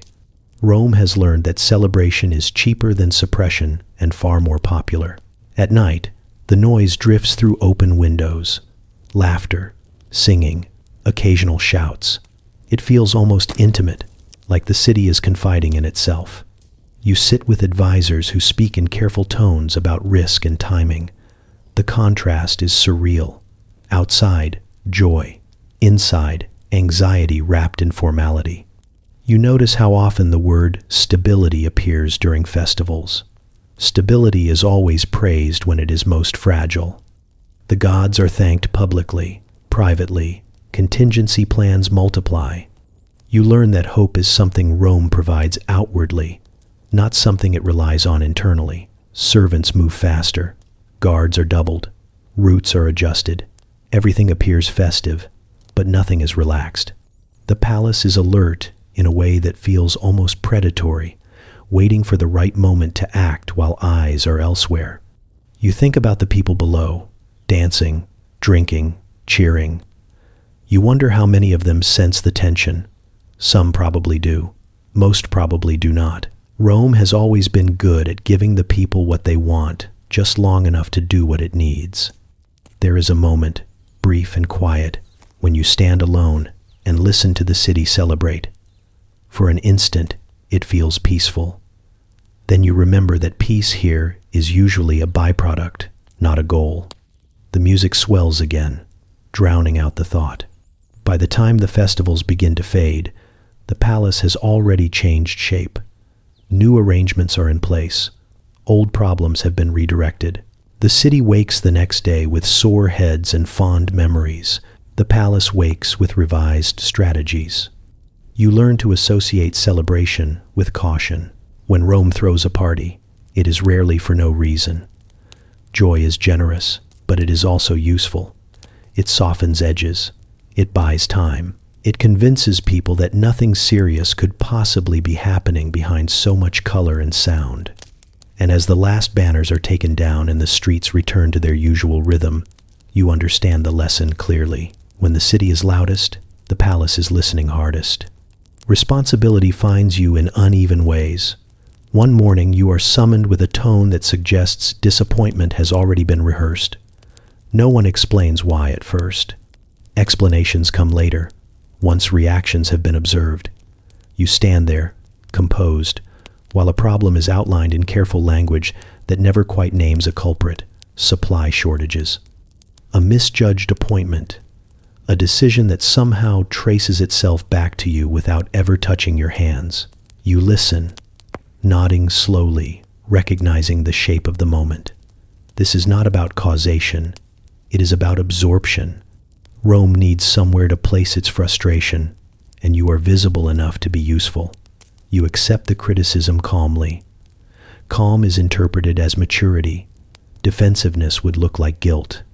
Inside, you run through the facts. You were not involved. You were not consulted. You were not even present. None of that matters.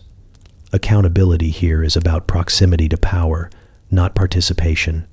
You are close enough to take the weight and distant enough that nothing truly breaks. Later that same week, the opposite happens. A success is announced publicly. Applause fills a hall you did not know you were supposed to influence. Your name is mentioned alongside words like foresight and leadership. You glance around, searching for the actual architect of the outcome. They smile politely and say nothing. Credit, like blame, has found a convenient home.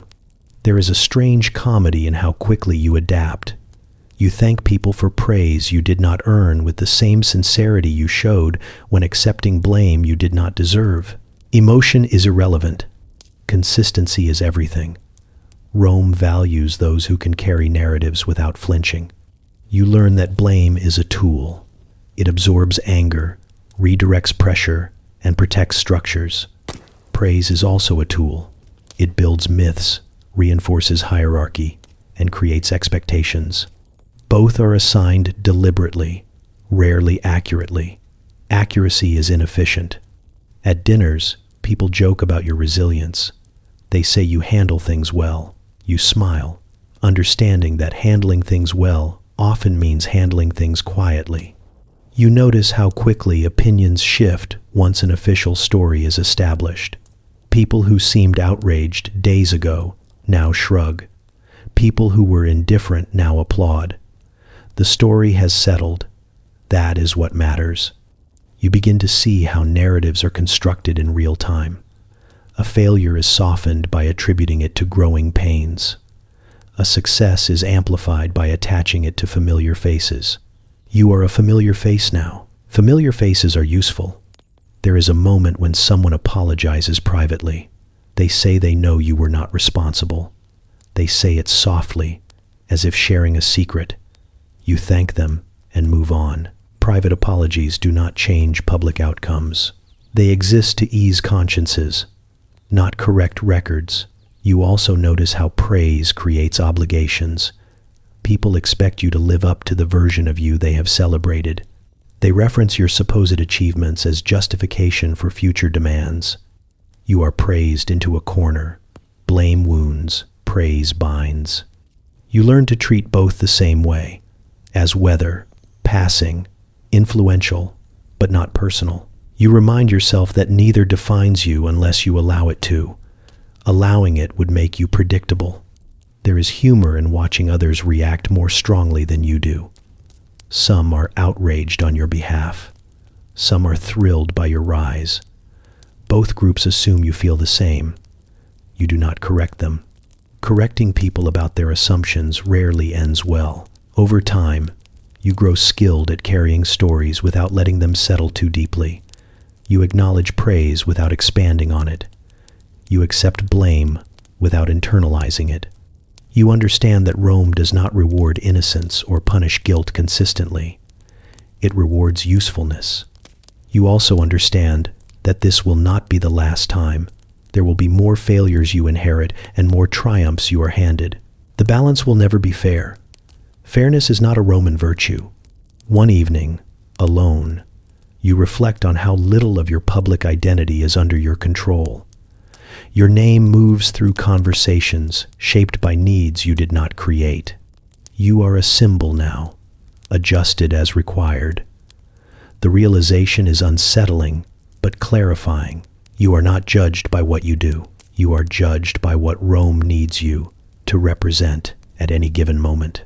Once you understand that, the praise stings less and the blame cuts shallow. They are both just roles you step into, perform competently, and leave behind when the story moves on. It happens faster than you expect, which is how Rome prefers it. One day your relative's name still opens doors. The next day it closes mouths.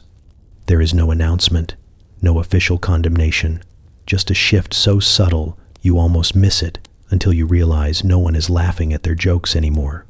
At first, you assume it is temporary. Favor fluctuates. Everyone knows this. You reassure yourself that protection does not evaporate overnight. Then you notice the signs. Invitations stop arriving. Guards who once nodded respectfully now acknowledge them with professional neutrality. Servants hesitate before following instructions they would have obeyed without question a week ago. You watch closely, because watching is safer than asking. The explanations arrive wrapped in polite language, a misunderstanding, a poor choice of allies, an unfortunate impression. No one accuses directly. Accusations create conflict. Rome prefers implication. It allows everyone to distance themselves without appearing disloyal. Your relative tries to act normal. They continue to dress well, speak confidently, and reference plans that no longer exist. It is painful to witness, not because of the fall itself, but because of the delay. Rome has already moved on. They have not been informed yet. You feel the instinct to intervene, to remind people of history, of service, of shared blood. You suppress it. Blood does not protect here. It connects. And connections become liabilities when someone is marked as unstable. You learn quickly how protection actually works. It is not built on affection or loyalty. It is built on relevance. The moment relevance wavers, protection loosens. The moment it loosens, everyone steps back, just enough to avoid being pulled down too. There is a dark humor in how careful people become around you. They offer sympathy in private while adjusting their behavior in public. They say they hope things resolve soon. They do not ask how they can help. Help would imply commitment. You also notice how Rome rewrites memory. Your relatives' past achievements are quietly minimized. Their successes reframed as group efforts. Their influence described as overstated. It is astonishing how quickly history becomes negotiable once someone loses leverage. At family gatherings, the atmosphere changes. Conversations skirt certain topics. Compliments are redistributed. You feel eyes flick toward you, measuring distance. You realize that protection is contagious only while it exists. Once it fades, proximity becomes risky.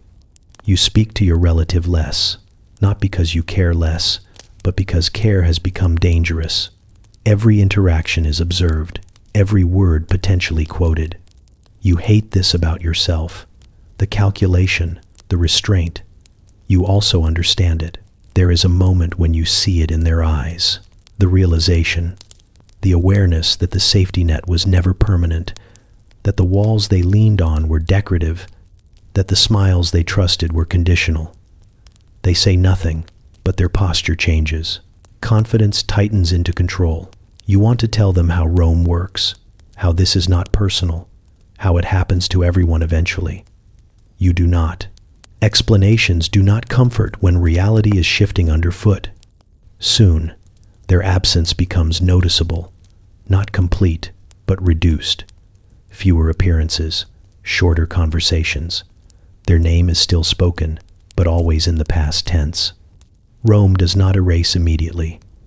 It fades. You learn the most important lesson during this time. Protection does not fail gradually. It fails all at once, after everyone has prepared themselves to pretend it never existed.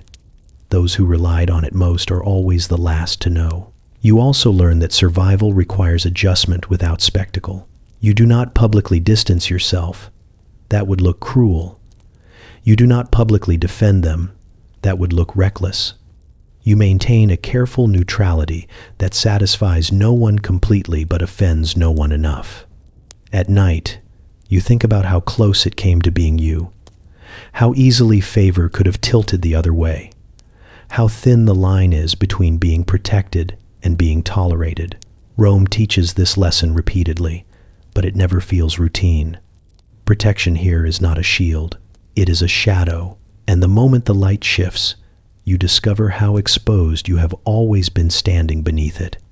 Generosity becomes something you study rather than feel. At first, you give instinctively, a favor here, a gift there, a gesture meant to smooth a moment or build goodwill. Rome accepts this politely and then asks for more. You learn quickly that unmeasured generosity creates appetite, not loyalty, so you begin to ration it. You watch how others give. The successful ones never empty their hands. They offer enough to be noticed, never enough to be depended on. They understand that generosity here is not charity. It is positioning. Every gift creates a line. Every favor draws a thread. Too many threads and you are tangled. You start small. Invitations, introductions, a word spoken at the right time. These cost you little and earn you visibility. People thank you warmly and remember it just long enough to feel inclined toward you. That is the goal. Inclination, not obligation. Obligation invites resentment. You also learn timing. Giving too early makes you look eager. Giving too late makes you look manipulative. The sweet spot is anticipation, offering what someone needs just before they ask. It creates the illusion of intuition, which people admire more than generosity itself. There is humor in how quickly people reveal their expectations. Someone praises your kindness, then immediately follows with a request that assumes continuation. You smile and decline gently, offering something adjacent instead. They accept, recalibrate, and continue speaking to you with respect. You file this away. Boundaries earn more than excess. You discover that generosity works best when it is visible but not theatrical. Public gifts attract attention. Private gifts create leverage. You choose carefully which to deploy. A public act reassures the crowd. A private act binds an individual. Neither should be overused. Resources are plentiful around you, but access is not. You cannot give what you do not control, and you control less than people assume. You learn to give influence rather than objects, endorsements rather than promises, presence rather than protection. These are renewable. You also learn when not to give. This is harder. Refusing feels risky. You practice phrasing that sounds supportive without committing. Not now. Let me see. We will revisit. These phrases become shields. People hear hope without receiving substance. Most accept this. Some do not. Those who do not reveal themselves quickly Occasionally, you miscalculate. You give too much to someone who immediately overplays it. They name drop, they boast. They turn your generosity into spectacle. You respond by stepping back, not confronting. Confrontation would escalate. Distance corrects quietly. You begin to see generosity as currency that loses value if flooded. Scarcity sharpens appreciation. You give just enough to remind people you are useful, not enough to make them comfortable without you. Rome respects those who understand supply and demand, even in kindness. There is a moment when someone genuinely needs help. No calculation, no angle, just need. You pause longer than usual. This is dangerous territory.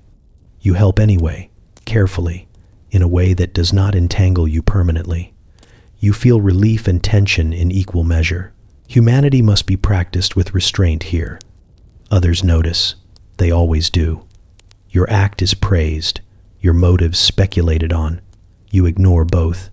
Generosity that requires defense is already compromised.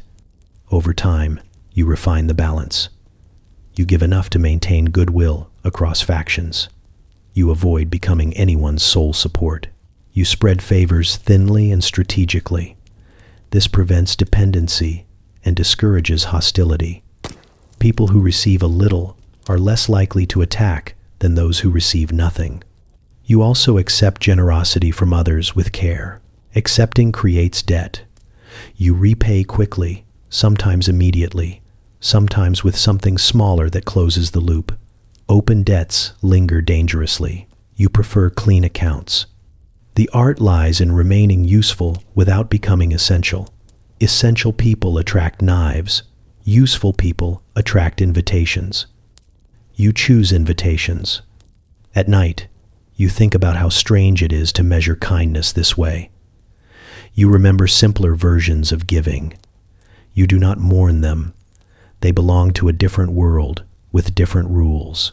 Here, generosity is not about abundance. It is about control, and you master it by giving just enough that people want you near, but never so much that they stop needing you to stay. The war happens far away, in places you will never see and names you will mispronounce the first time you hear them.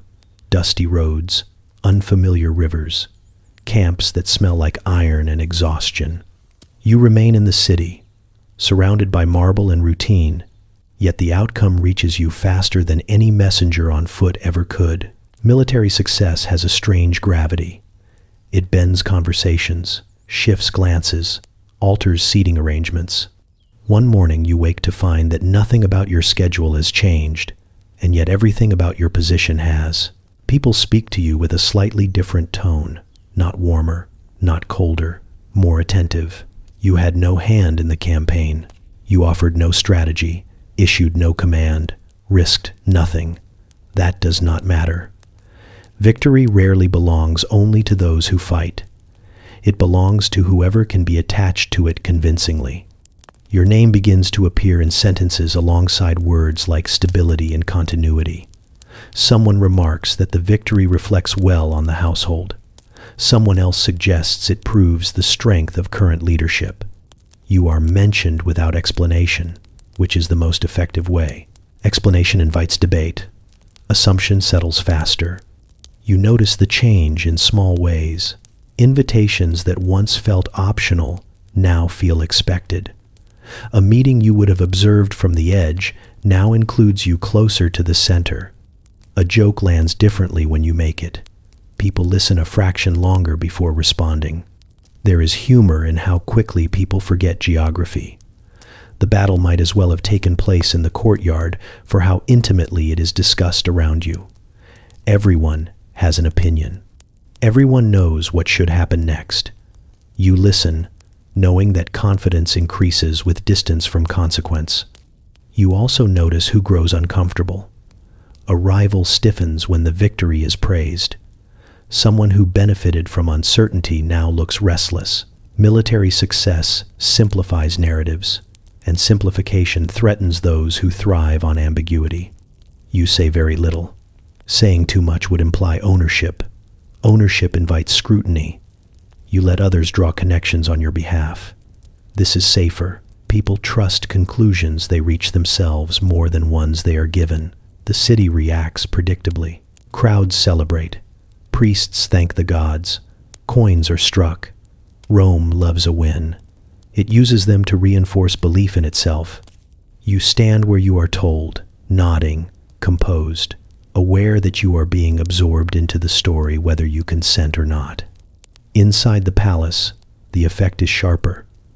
Discussions about succession, policy, and alliances subtly recalibrate. The victory becomes evidence, evidence of competence, evidence of favor, evidence that this is not the time to disrupt existing arrangements. You feel the pressure ease slightly around you, replaced by expectation. Expectation is heavier. People begin to speak to you about the future more confidently. They reference the victory as if it clarifies paths that were previously uncertain. They ask what you think should come next. The question is not really about your opinion. It is about alignment. They want to know whether you will embody the momentum or resist it. You are careful. You praise the soldiers. You praise discipline. You praise Rome. You do not praise yourself. Modesty is safe. Modesty signals control. Those who appear humble after success are seen as steady. Those who appear ambitious invite balancing forces. There is a moment when someone congratulates you directly. The words catch you off guard. You respond graciously, deflecting gently. They seem satisfied. Congratulations are not about accuracy. They are about participation. Refusing them outright would disrupt the flow. You think about the people who actually fought. Some will be rewarded. Some will be forgotten. Some will return changed in ways Rome does not like to acknowledge. The victory will outlast them. Victories always do. Your standing continues to shift quietly over the following days. A door opens faster. A messenger waits. A conversation pauses when you enter. None of this is dramatic. It is cumulative. Rome adjusts like a living thing responding to pressure. You are aware that this elevation is conditional. Another defeat elsewhere could reverse it. A rumor could dull it. Nothing here is permanent. Still, you accept the advantage. Refusing advantage is suspicious. At night, you sit with the realization that power can move without you moving at all. That your position can rise or fall based on events you do not influence. That success, like blame, travels efficiently and lands where it is useful. You remain in the city. You walk the same halls. You speak the same words. But the war has changed you anyway, because you now understand that in Rome, distance does not protect you from consequence. It only disguises how tightly you are already bound to it. Your name starts appearing in places you did not put it, not carved in stone or stamped on decrees, but spoken casually, confidently, as if it has always belonged there. Someone references what you would want. Someone else insists you support a decision you have never heard discussed. The tone is assured. Assurance is persuasive. At first, you assume it is misunderstanding. People mishear. Messages blur as they travel. Rome is large. You correct gently when given the chance, offering careful clarifications that restore accuracy without causing embarrassment. This works briefly, just long enough for you to believe the problem is manageable. Then it happens again. This time, the reference is public. Your name is used to lend weight to a policy that benefits someone else entirely.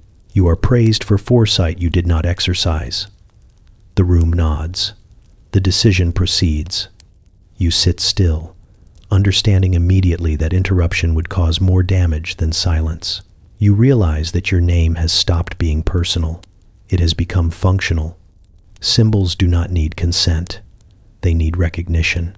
Your reputation, cultivated slowly through restraint and visibility, now travels faster than you can follow. People use it because it works. Attaching your name smooths resistance. It quiets doubt. It implies continuity and approval without requiring either. You begin to notice how carefully people phrase things. They rarely say you ordered something. That would invite proof. They say it aligns with your thinking. They say it reflects your values. They say it fits your vision. These phrases are impossible to disprove without sounding defensive. Defensiveness is fatal. There is an almost absurd humor to watching others argue passionately over what you believe while you remain silent in the same room. They cite your past actions selectively, assembling a version of you that suits their needs. You recognize pieces of yourself in it, rearranged into something more useful than accurate. You test resistance quietly. In private, you ask questions. You express mild surprise. You suggest alternatives. The response is always polite, always reassuring. Of course, naturally, we will consider that. Then nothing changes. The machine has already moved. You learn that once your name is useful, it stops being yours to control. It becomes a tool passed between hands that need legitimacy. You are not being misrepresented out of malice. You are being repurposed. There is danger here. If actions taken in your name succeed, your standing rises. If they fail, responsibility drifts toward you, whether you were involved or not. You are praised for outcomes you did not guide and blamed for consequences you did not foresee. Accuracy is irrelevant. Association is everything. You begin to adapt. You speak less about specifics and more about principles. Principles are harder to weaponize precisely, though people try. You avoid firm stances that could be easily borrowed. Ambiguity becomes armor. Still, it happens. Someone invokes your supposed support to silence dissent. Someone else uses your image of moderation to justify restraint that benefits them. You watch your name stabilize arguments like a weight dropped onto a scale. Balanced, settled, done. At night, you think about identity. How strange it is to lose ownership of your own intentions. You wonder when this began, whether it was inevitable the moment you became visible enough to matter. Rome does not elevate people. It converts them. You are careful not to publicly contradict those who use your name. Open conflict would fracture the symbol, and fractured symbols invite replacement. Instead, you work indirectly. You shift tone elsewhere. You emphasize nuance in other settings. You allow competing interpretations to exist long enough to dilute certainty. This is slow work, frustrating work, but it keeps you intact. Occasionally, someone asks you directly whether you approved something. The question is quiet, almost apologetic. You answer honestly but gently. You say you were not consulted. You say the matter is complex. You say you trust the process. They nod, satisfied, even if nothing has been clarified. You understand then that truth is not the point. Stability is. As long as your name provides stability, it will be used. You stop trying to reclaim it fully. That would require constant correction, endless clarification, public friction. Instead, you learn to guide its use subtly, nudging interpretations without challenging them outright. You become a caretaker of your own symbol. This is the cost of prominence in Rome. You are no longer just a person with thoughts and limits. You are an idea. And ideas, once useful, rarely ask permission before being put to work. Isolation does not arrive when you are ignored. It arrives when you are constantly visible. You stand in rooms filled with people who watch you carefully, waiting for cues, reactions, confirmation. Every glance feels intentional. Every pause feels observed. You are never alone, and that is the problem. Conversations orbit you without landing. People speak to you politely, warmly even, but rarely honestly. Words are chosen with care, filtered through what you represent rather than who you are. You nod, respond appropriately, maintain the balance you have practiced for years. Inside, you feel strangely untouched by it all, like sound passing through thick glass. The attention never stops. At meals, at ceremonies, in corridors that were once quiet. Someone always notices when you arrive.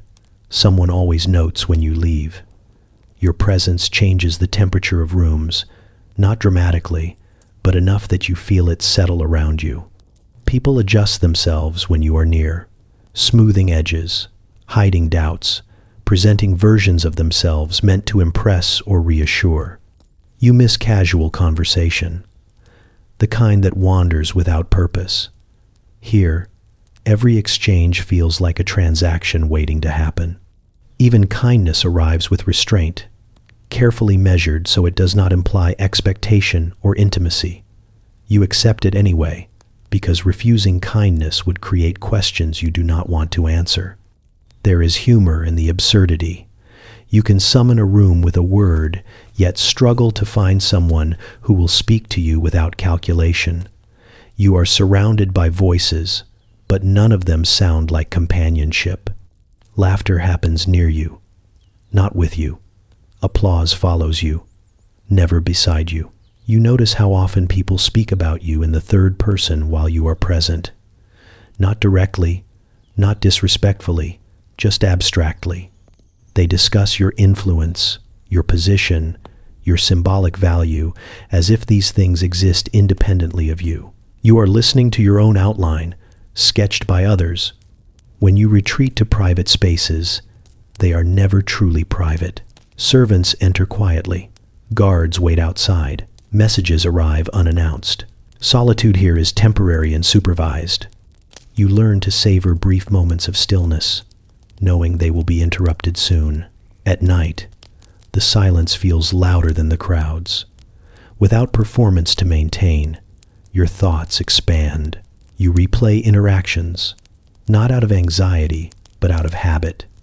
You wonder when the shift happened, when attention stopped feeling validating and started feeling isolating. There is no single moment, just accumulation. You begin to realize that being central makes everything else peripheral. People align themselves toward you, but that alignment creates distance. No one stands beside you unless invited, and invitations are rare. Proximity is political. Familiarity is dangerous. There are moments when someone forgets, just briefly, who you are supposed to be. A laugh shared unexpectedly. A comment spoken without caution. These moments feel startling and precious. They vanish quickly, replaced by composure and distance. You do not chase them. Chasing would reveal longing, and longing here is exposed quickly. You think about how many people know your face, your name, your habits. You think about how few know your thoughts. The imbalance feels heavy. You carry it quietly, because there is no audience for vulnerability in Rome. The city watches you. The palace watches you. Even allies watch you. Everyone is attentive, and no one is close. You understand now that isolation is not the absence of others. It is the absence of equals. You have influence, but little intimacy. You have recognition, but limited understanding. You are trusted with symbols and avoided with sincerity. This is not punishment, it is structure.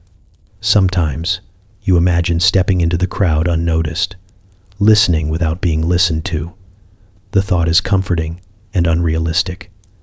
You are too visible for that now. Even anonymity would feel suspicious, so you adapt. You find quiet within yourself. You learn to sit with your own thoughts without sharing them. You cultivate internal spaces where no one else has access. It is not loneliness exactly. It is containment. You are at the center of attention, surrounded by people who respond to what you represent rather than who you are. And in that center, you stand steady, composed, and utterly alone. Succession anxiety does not announce itself as fear. It arrives disguised as curiosity. Someone asks an innocent question about timelines. Someone else mentions health with forced casualness. A pause stretches a little too long after a cough echoes through a chamber. You feel it settle into the palace like dust, fine and unavoidable. Every delay acquires meaning.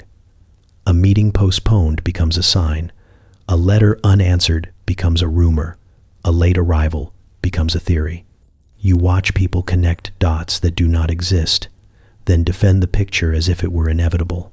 Rome loves a narrative, especially one that prepares it for transition. Illness becomes performance. A headache sparks whispers. A missed appearance triggers concern framed as loyalty. People do not ask how someone feels.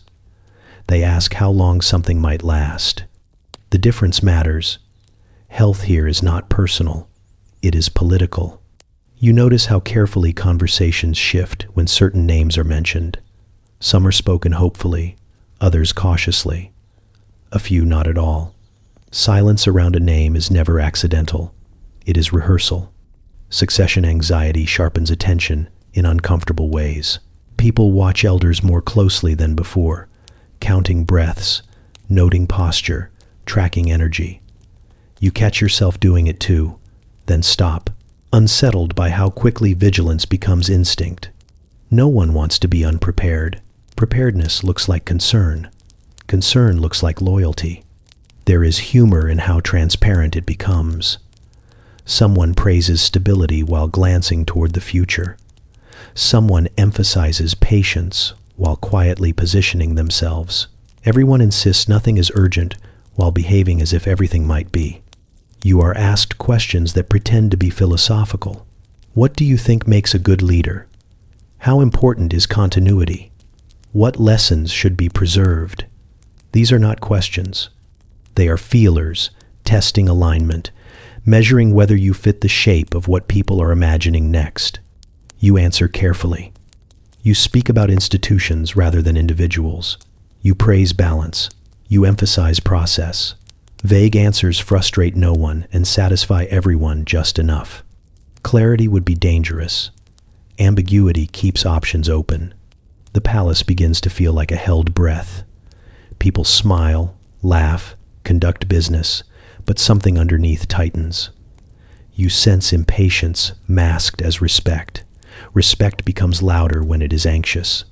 Every public appearance is analyzed. If someone looks tired, speculation grows.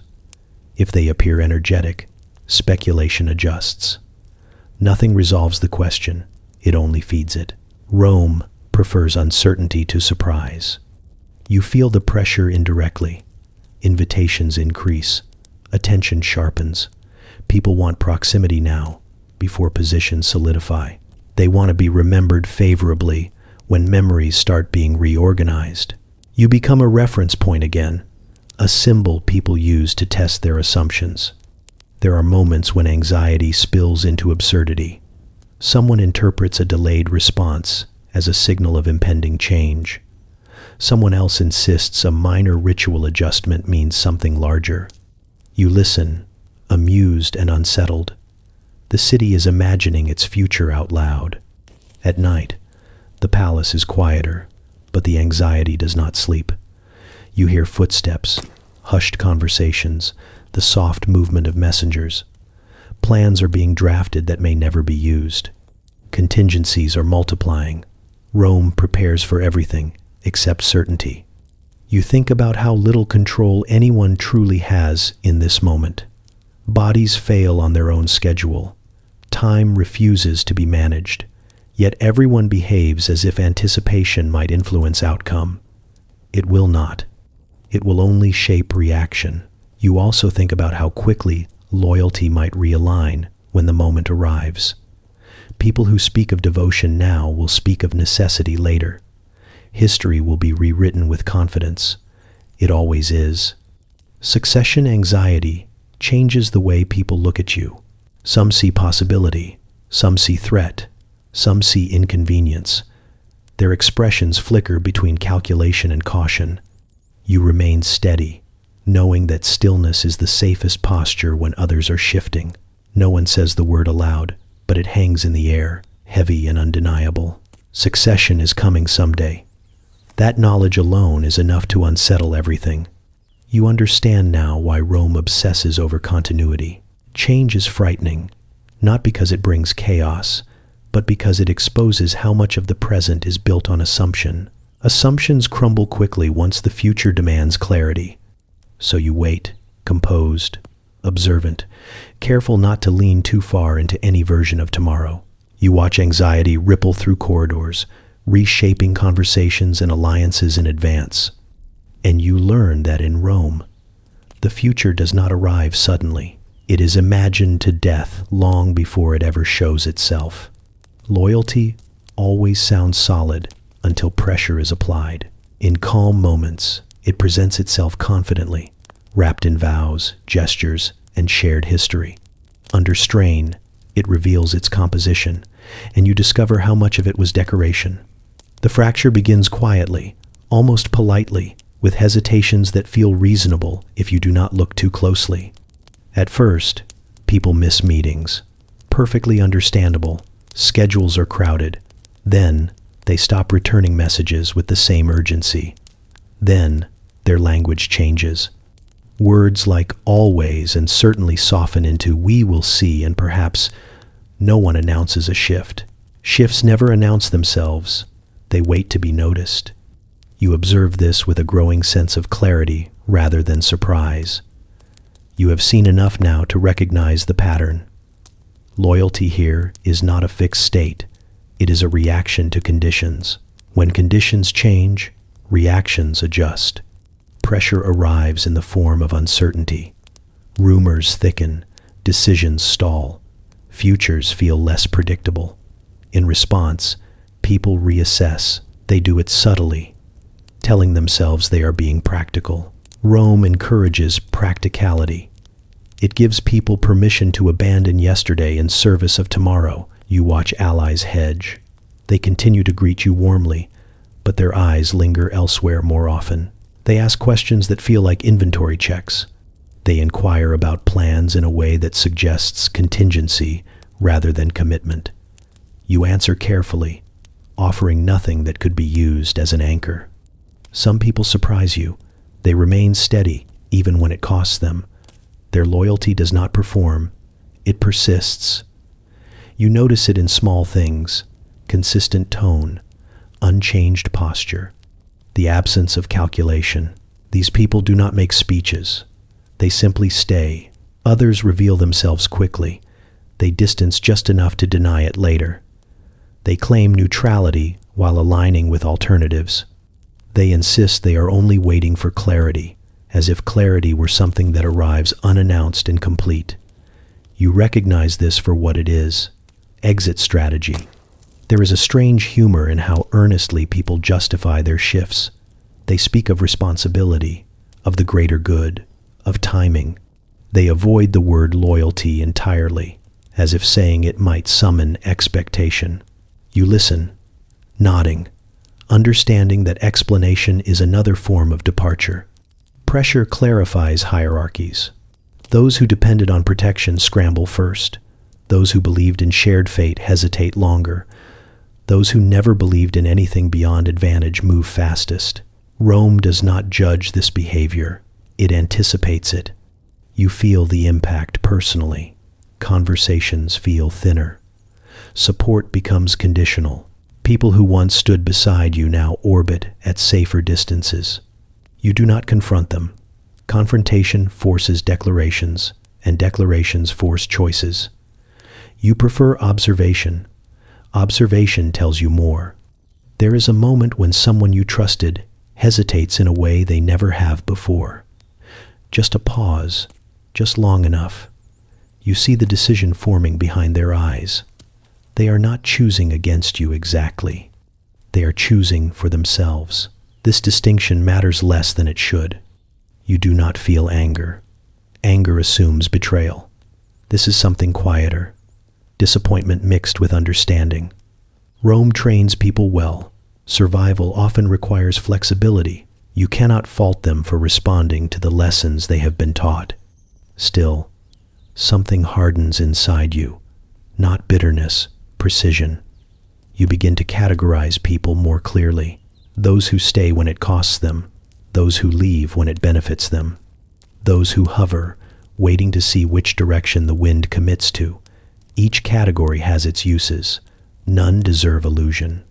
The fractures continue. They spread outward, visible only to those watching closely. Publicly, unity remains intact. Privately, alliances rearrange themselves like furniture moved in the dark. By morning, everything looks the same. It is not. You adjust accordingly. You rely less on promises and more on patterns. You place trust sparingly, and only where it has already proven resilient. You stop expecting loyalty from those who have never risked anything for it. There is a quiet relief in this clarity. Once illusions fall away, the landscape becomes easier to navigate. Fewer surprises, fewer disappointments, fewer questions that matter. You learn that loyalty under pressure is not about words or history. It is about who stays still when movement would be safer. And when the pressure finally eases, you remember who remained, not with gratitude exactly, but with certainty. Because in Rome, certainty is rare, earned, and never forgotten. Public worship grows louder, the quieter you feel inside. The city leans harder into ceremony, as if volume alone can patch invisible cracks. Incense thickens the air, chants lengthen, processions multiply. Every god is suddenly very busy, and every priest very confident about what the gods want from you specifically. You learn to nod at the right moments, to hold your hands just so, to look humbled without appearing uncertain. Rome loves certainty, especially when it is performed. You stand beneath towering statues that look suspiciously calm for beings allegedly responsible for storms, victories, and fertility schedules. Their stone faces never change, which is helpful. You copy their expression. Stillness reads as devotion. Inside, questions move faster than your lips ever could. You wonder when belief became obligation, and when doubt turned into something you must carefully fold away like contraband. The rituals intensify. Sacrifices grow more elaborate, the animals fatter, the prayers longer. You attend festivals that blur together, each one promising renewal, protection, divine favor, and a reminder of who paid for the banners. The crowd roars at the right cues. You raise your hand with them, palm open, eyes lifted. The gods are apparently very impressed by choreography. Privately, the silence feels heavier. When the chants fade and the priests retreat, you sit alone with thoughts no oracle can tidy up. You replay ceremonies in your mind, noticing how often the message aligns neatly with political needs. Victory is divine approval. Stability is sacred. Obedience is holy. It is remarkable how flexible eternity becomes when Rome requires it. You begin to notice small things, the way priests glance toward powerful spectators before finishing a blessing, the way omens are interpreted differently depending on who benefits. A bird flies left and it means caution. The same bird flies left again on a better day and it means destiny. You almost admire the creativity. Theology here is less about truth and more about timing. Outwardly, your devotion deepens. You fund temples. You sponsor games in honor of gods whose myths you can barely keep straight. You commission statues that look heroic enough to be convincing from a distance. People comment on your piety. They say it approvingly, as if piety were a personal trait rather than a performance with excellent lighting. Inwardly, the questions multiply. You wonder whether the gods are listening or simply being spoken for. You wonder if belief requires certainty or if certainty is the enemy of belief. These are not questions you share. Questions make people nervous. Nervous people talk. You kneel during rituals and feel the cold stone beneath your knees. The sensation grounds you more than the prayer itself. The physical world feels honest in a way the metaphysical no longer does. Stone is stone. Fire burns. Blood smells like blood. The rest feels increasingly negotiable. The humor arrives uninvited. You catch yourself thinking that if the gods truly demand this much attention, they must be terribly insecure. You imagine Jupiter checking attendance lists, frowning at empty seats. You suppress a smile. Smiling at the wrong moment could be interpreted as heresy, or worse, irony. The crowd believes. or believes that belief is expected. It becomes hard to tell the difference. You watch faces during ceremonies, searching for something genuine. You see awe, fear, boredom, ambition, calculation, occasionally something like faith. It is rare and fleeting, like a breeze through a crowded room. Your private doubt does not make you reckless. It makes you precise. You learn which rituals matter politically and which are symbolic noise. You attend everything, but you invest emotionally in nothing. Emotional investment is dangerous when the script keeps changing. At night, you think about the gods as stories rather than beings. Stories that explain chaos, justify power, soothe fear. Stories that once felt vast and now feel curated. You wonder if showing doubt would make you free or simply exposed. Public worship reaches a crescendo. More festivals, bigger crowds, louder prayers. Rome does not whisper when it feels uncertain. It shouts, hoping the noise will drown out the questions everyone pretends not to have. You stand at the center of it, radiant with devotion you no longer feel, surrounded by belief you no longer trust, and still you bow. Not because you are convinced, but because Rome is watching, and Rome believes that belief should look convincing above all else. Preparation becomes a habit long before it becomes a promise. You rehearse for a future that exists mostly in other people's conversations, a future spoken about carefully, as if saying it too loudly might anger the gods or alert rivals. Tutors return with lessons you did not request.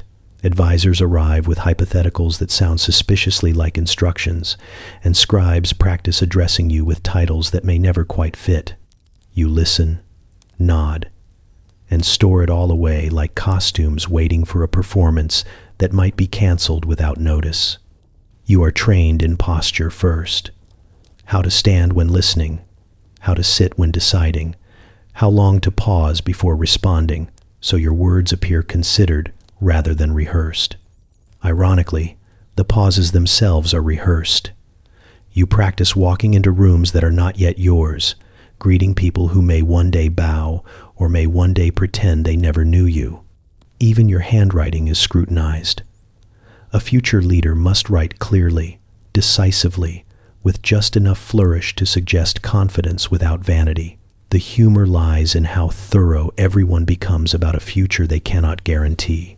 You are instructed on how to react to crises that have not happened, how to address crowds that have not gathered, how to mourn losses you have not yet suffered. There is a lesson for everything except what to do if none of it comes true.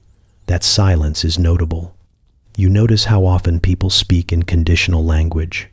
When you assume this role, if circumstances allow, should the situation arise, the phrases stack up like cushions meant to soften an impact no one wants to name. You become fluent in possibility. It is exhausting. You rehearse speeches privately, then abandon them halfway through. Too firm sounds dangerous. Too gentle sounds weak. You adjust tone, posture, pacing. You imagine applause, then imagine silence. You imagine support, then imagine the same faces carefully neutral. It is remarkable how quickly imagination learns to sabotage itself. At banquets, conversations drift toward the future in your direction. Not directly, never directly. Someone mentions stability, someone else mentions continuity. You sip your drink and pretend to be fascinated by the arrangement of fruit. You know the choreography, show interest without ownership, confidence without presumption, hope without hunger. Your days fill with preparation that feels oddly detached from desire. You are not sure whether you want the future they are shaping you for, only that refusing it would create more trouble than accepting the lessons quietly. Wanting too much is dangerous. Wanting too little is suspicious. You aim for something in between, a carefully neutral ambition. In private moments, you try to imagine a different life, one without rehearsal, one where decisions belong to you rather than to expectation. The thought is fleeting and impractical, like imagining yourself as a merchant or a farmer. Interesting, but incompatible with the furniture. The roles multiply. Future mediator, future symbol, future reassurance. Each one comes with its own instructions, its own set of behaviors to practice. You are told how to project calm in times of unrest, how to look decisive when you are uncertain, how to accept praise without appearing pleased. Pleasure is interpreted as entitlement.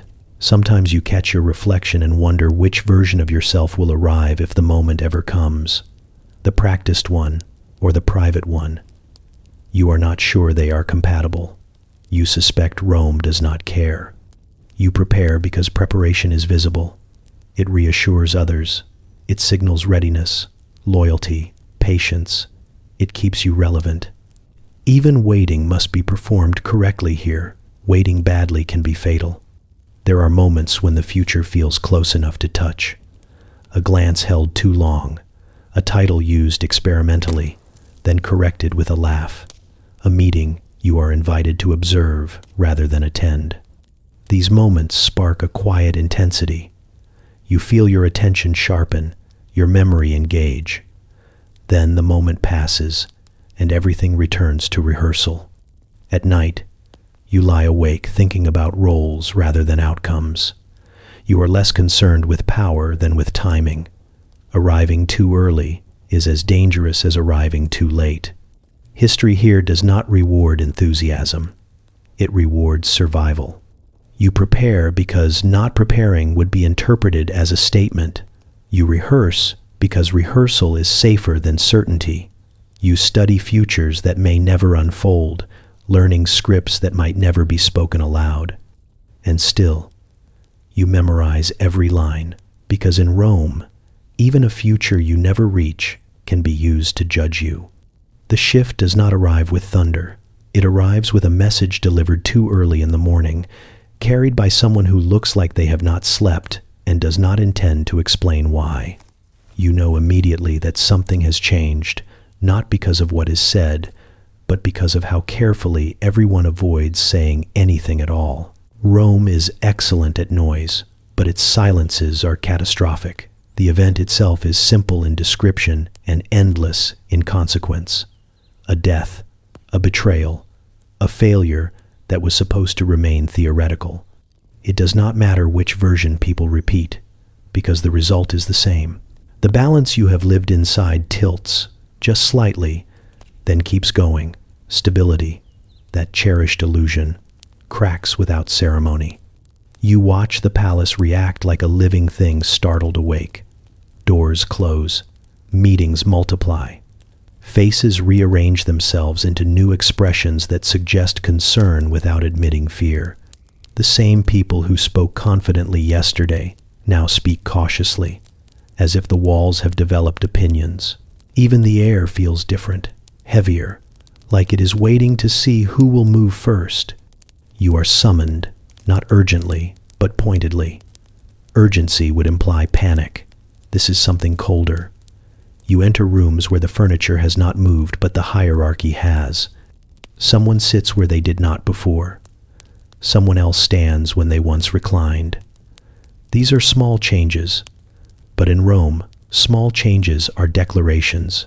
The story begins to fracture immediately. Everyone has a version. Everyone insists theirs is the correct one. You learn quickly that truth is no longer the goal. Control is. Whoever defines the moment defines what comes next. You listen more than you speak, because speaking now would attach you to a version that may not survive the afternoon. Outside, the city senses it. Rumors spread faster than officials. Markets hesitate. People glance toward the palace more often than usual. Stability is a performance, and someone has forgotten their lines.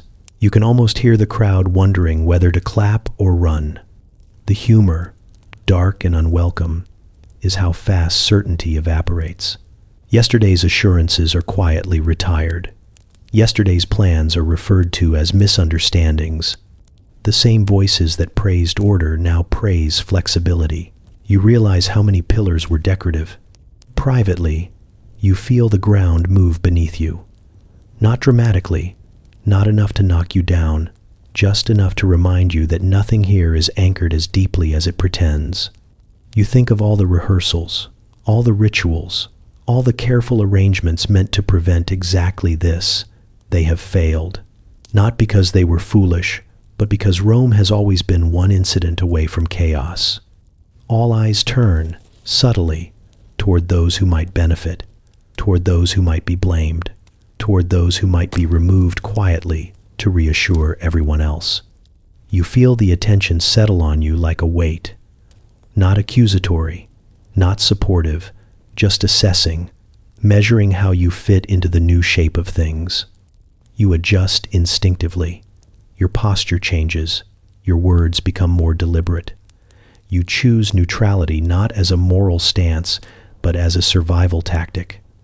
The wrong enthusiasm would be remembered. The wrong hesitation would be interpreted. The event continues to unfold without you. Decisions are made elsewhere.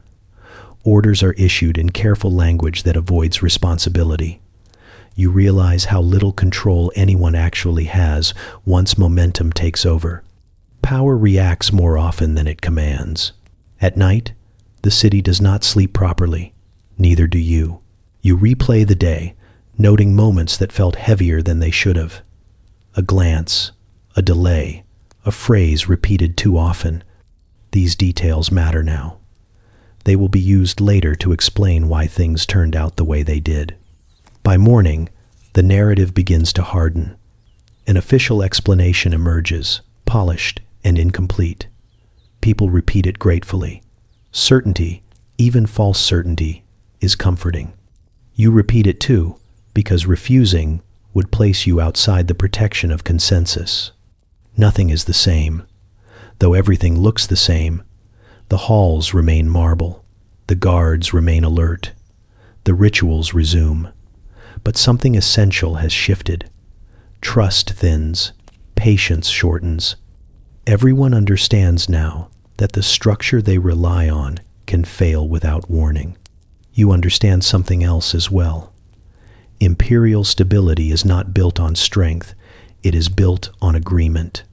An agreement, once broken, is difficult to repair.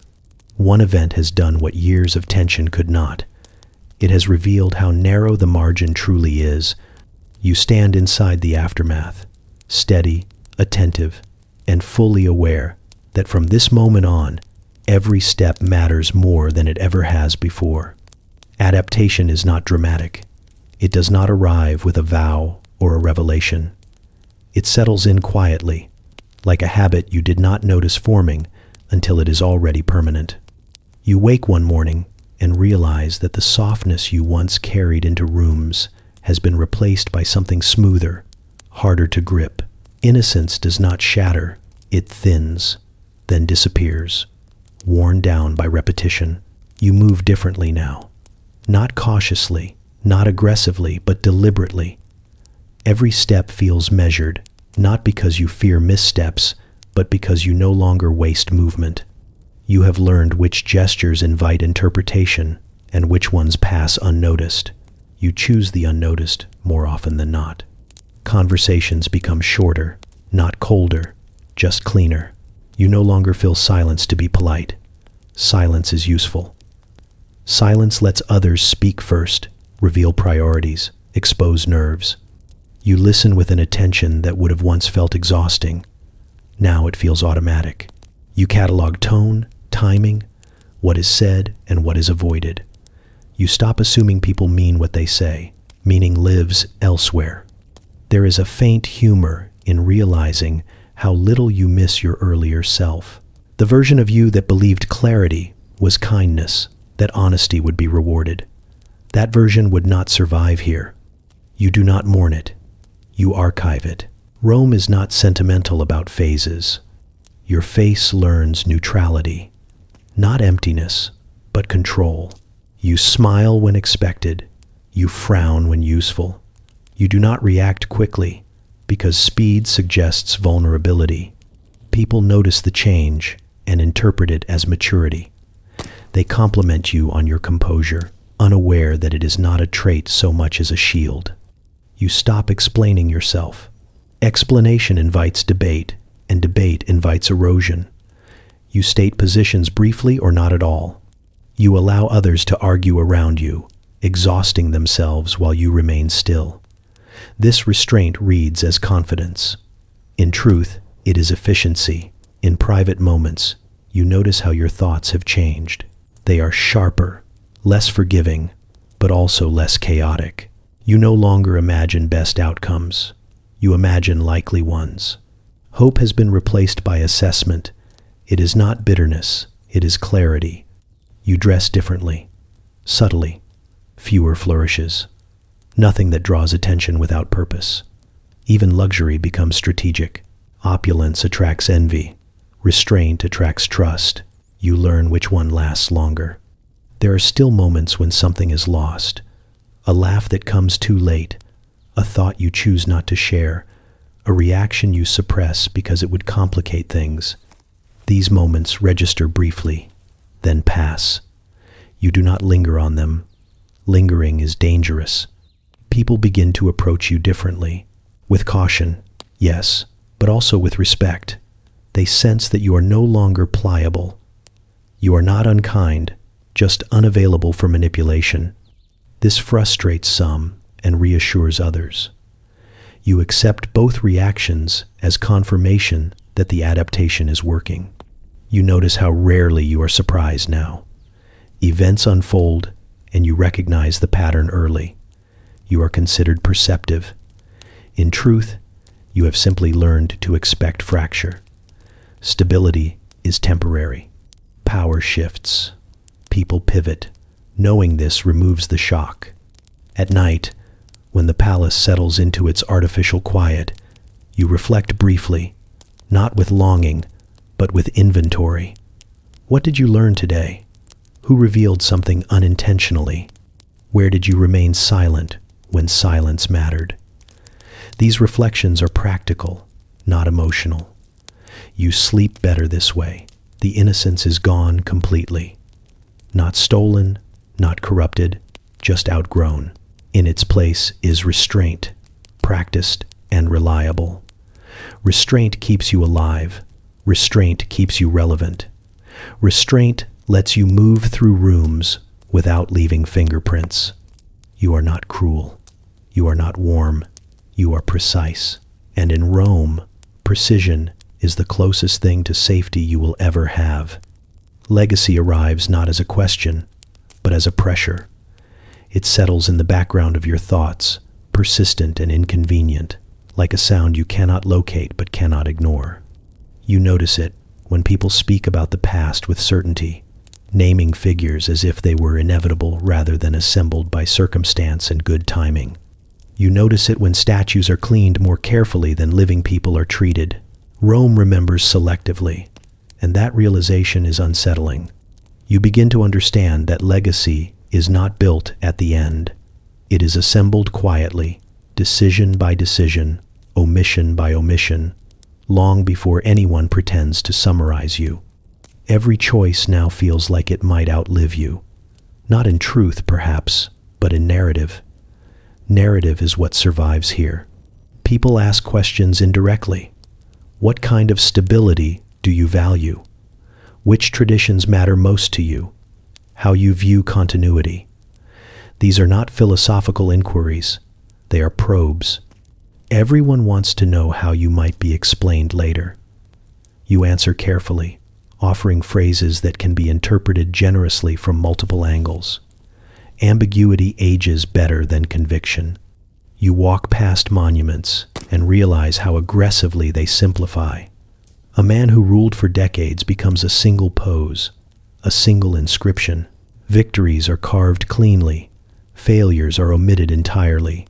You wonder how much effort it takes to erase complexity, and how much of that effort is happening around you already. The humor finds you here, dark and dry. You think about how many people are desperate to control how they will be remembered by a city that barely remembers anyone accurately. Rome forgets details first, then forgets names, then pretends forgetting was intentional. Immortality here is mostly a rumor. Still, you cannot avoid the question entirely. You consider how you are spoken about when you are not present. You consider which stories circulate easily and which ones stall. You notice that restraint, once merely protective, now looks like character. Silence is mistaken for wisdom. Caution is mistaken for depth. You let these misunderstandings stand. Correcting them would require effort and honesty, neither of which would survive long. In quieter moments, you ask yourself what you would want remembered if you had the luxury of choosing. The question feels indulgent. Rome does not ask what you want, it asks what it needs. Legacy here is a function of usefulness, not virtue. You watch others chase remembrance loudly. They sponsor games, commission buildings, attach their names to anything that will hold still long enough. Some succeed briefly. Most fade quickly. Excessive self-importance has a short shelf life. You file this observation away. There is a strange intimacy in realizing that you cannot control this entirely. You can influence tone, shape perception, reduce damage. You cannot guarantee outcome. The city will decide what version of you it prefers, and that version will outlast the rest. This is not comforting, but it is clarifying. You think about survival versus significance. Rome praises both, but only one is required. Plenty of significant figures did not survive long enough to enjoy their reputations. Plenty of survivors are remembered vaguely, if at all. You lean towards survival. It feels less romantic, but more practical. At night, you imagine a future historian, tired, biased, working with incomplete records. You imagine them guessing at your motives based on second-hand accounts and political pamphlets. The image is almost comical. Your entire interior life reduced to a footnote or a misinterpretation. You find that this thought bothers you less than it should. You realize that legacy is not about truth, it is about coherence. Rome prefers stories that make sense, not stories that are accurate. You adjust accordingly. You aim for consistency. You avoid extremes. You let others project meaning onto your restraint. There is no grand conclusion to this reflection, just acceptance. Legacy will happen whether you participate or not. The only choice is how much you fight it. You continue as you have learned to continue, measured, observant, selectively visible. If Rome remembers you, it will be because you fit into a story it wanted to tell. And if it does not, that may be the quietest victory of all. The realization does not arrive as wisdom. It arrives as exhaustion finally making sense. You have spent years watching people grasp for control, tighten their hands around titles, laws, armies, symbols, believing that if they hold firmly enough, the world will stay still. It never does. Rome moves regardless, grinding forward with the indifference of stone underfoot. What survives is not control, it is endurance, and even that is borrowed time. You think back on every moment that once felt decisive, every meeting framed as pivotal, every argument dressed up as destiny, most of them dissolved into compromise, delay, or quiet reversal. The ones that mattered rarely announced themselves. They slipped by in corridors, in pauses, in moments when someone chose not to speak. Power here never behaved the way it was described in speeches. You have seen emperors celebrated like gods and removed like inconveniences. You have seen authority handed down with ceremony and stripped away with paperwork. The illusion was never that power made you untouchable. The illusion was that it made you permanent. Endurance reveals itself as the real currency, the ability to remain standing while others collapse under their own ambition, the ability to absorb insult without reacting, loss without flailing, uncertainty without spectacle. Rome rewards those who last, not those who shine brightest. Bright things burn out quickly. Even so, endurance has limits. You see it in the aging faces of men who once ruled rooms with a glance and now struggle to command attention. You see it in policies quietly undone by successors eager to leave their own mark. You see it in monuments that still stand, but no longer mean what they were built to declare. Stone endures longer than people, but not longer than interpretation. There is a faint, bitter humor in realizing how much effort is spent pretending otherwise. How many lives are devoted to the idea of lasting forever in a city that treats forever as a suggestion? You almost admire the audacity of it. Almost. You consider your own path with an honesty you did not have earlier. Not every choice was brave. Not every silence was noble. Many were simply necessary. Survival required flexibility. Endurance required restraint. You did not master Rome. You adapted to it. That distinction matters. Power, you see now, was never something you held. It was something that passed through you, briefly, conditionally, like a current that could shift direction without warning. You could influence its flow for a time. You could never command it indefinitely. The city continues regardless. Markets open, temples fill, crowds gather for new reasons, names change, faces replace faces. Rome does not pause to commemorate transitions. It absorbs them and moves on. This is not cruelty. It is scale.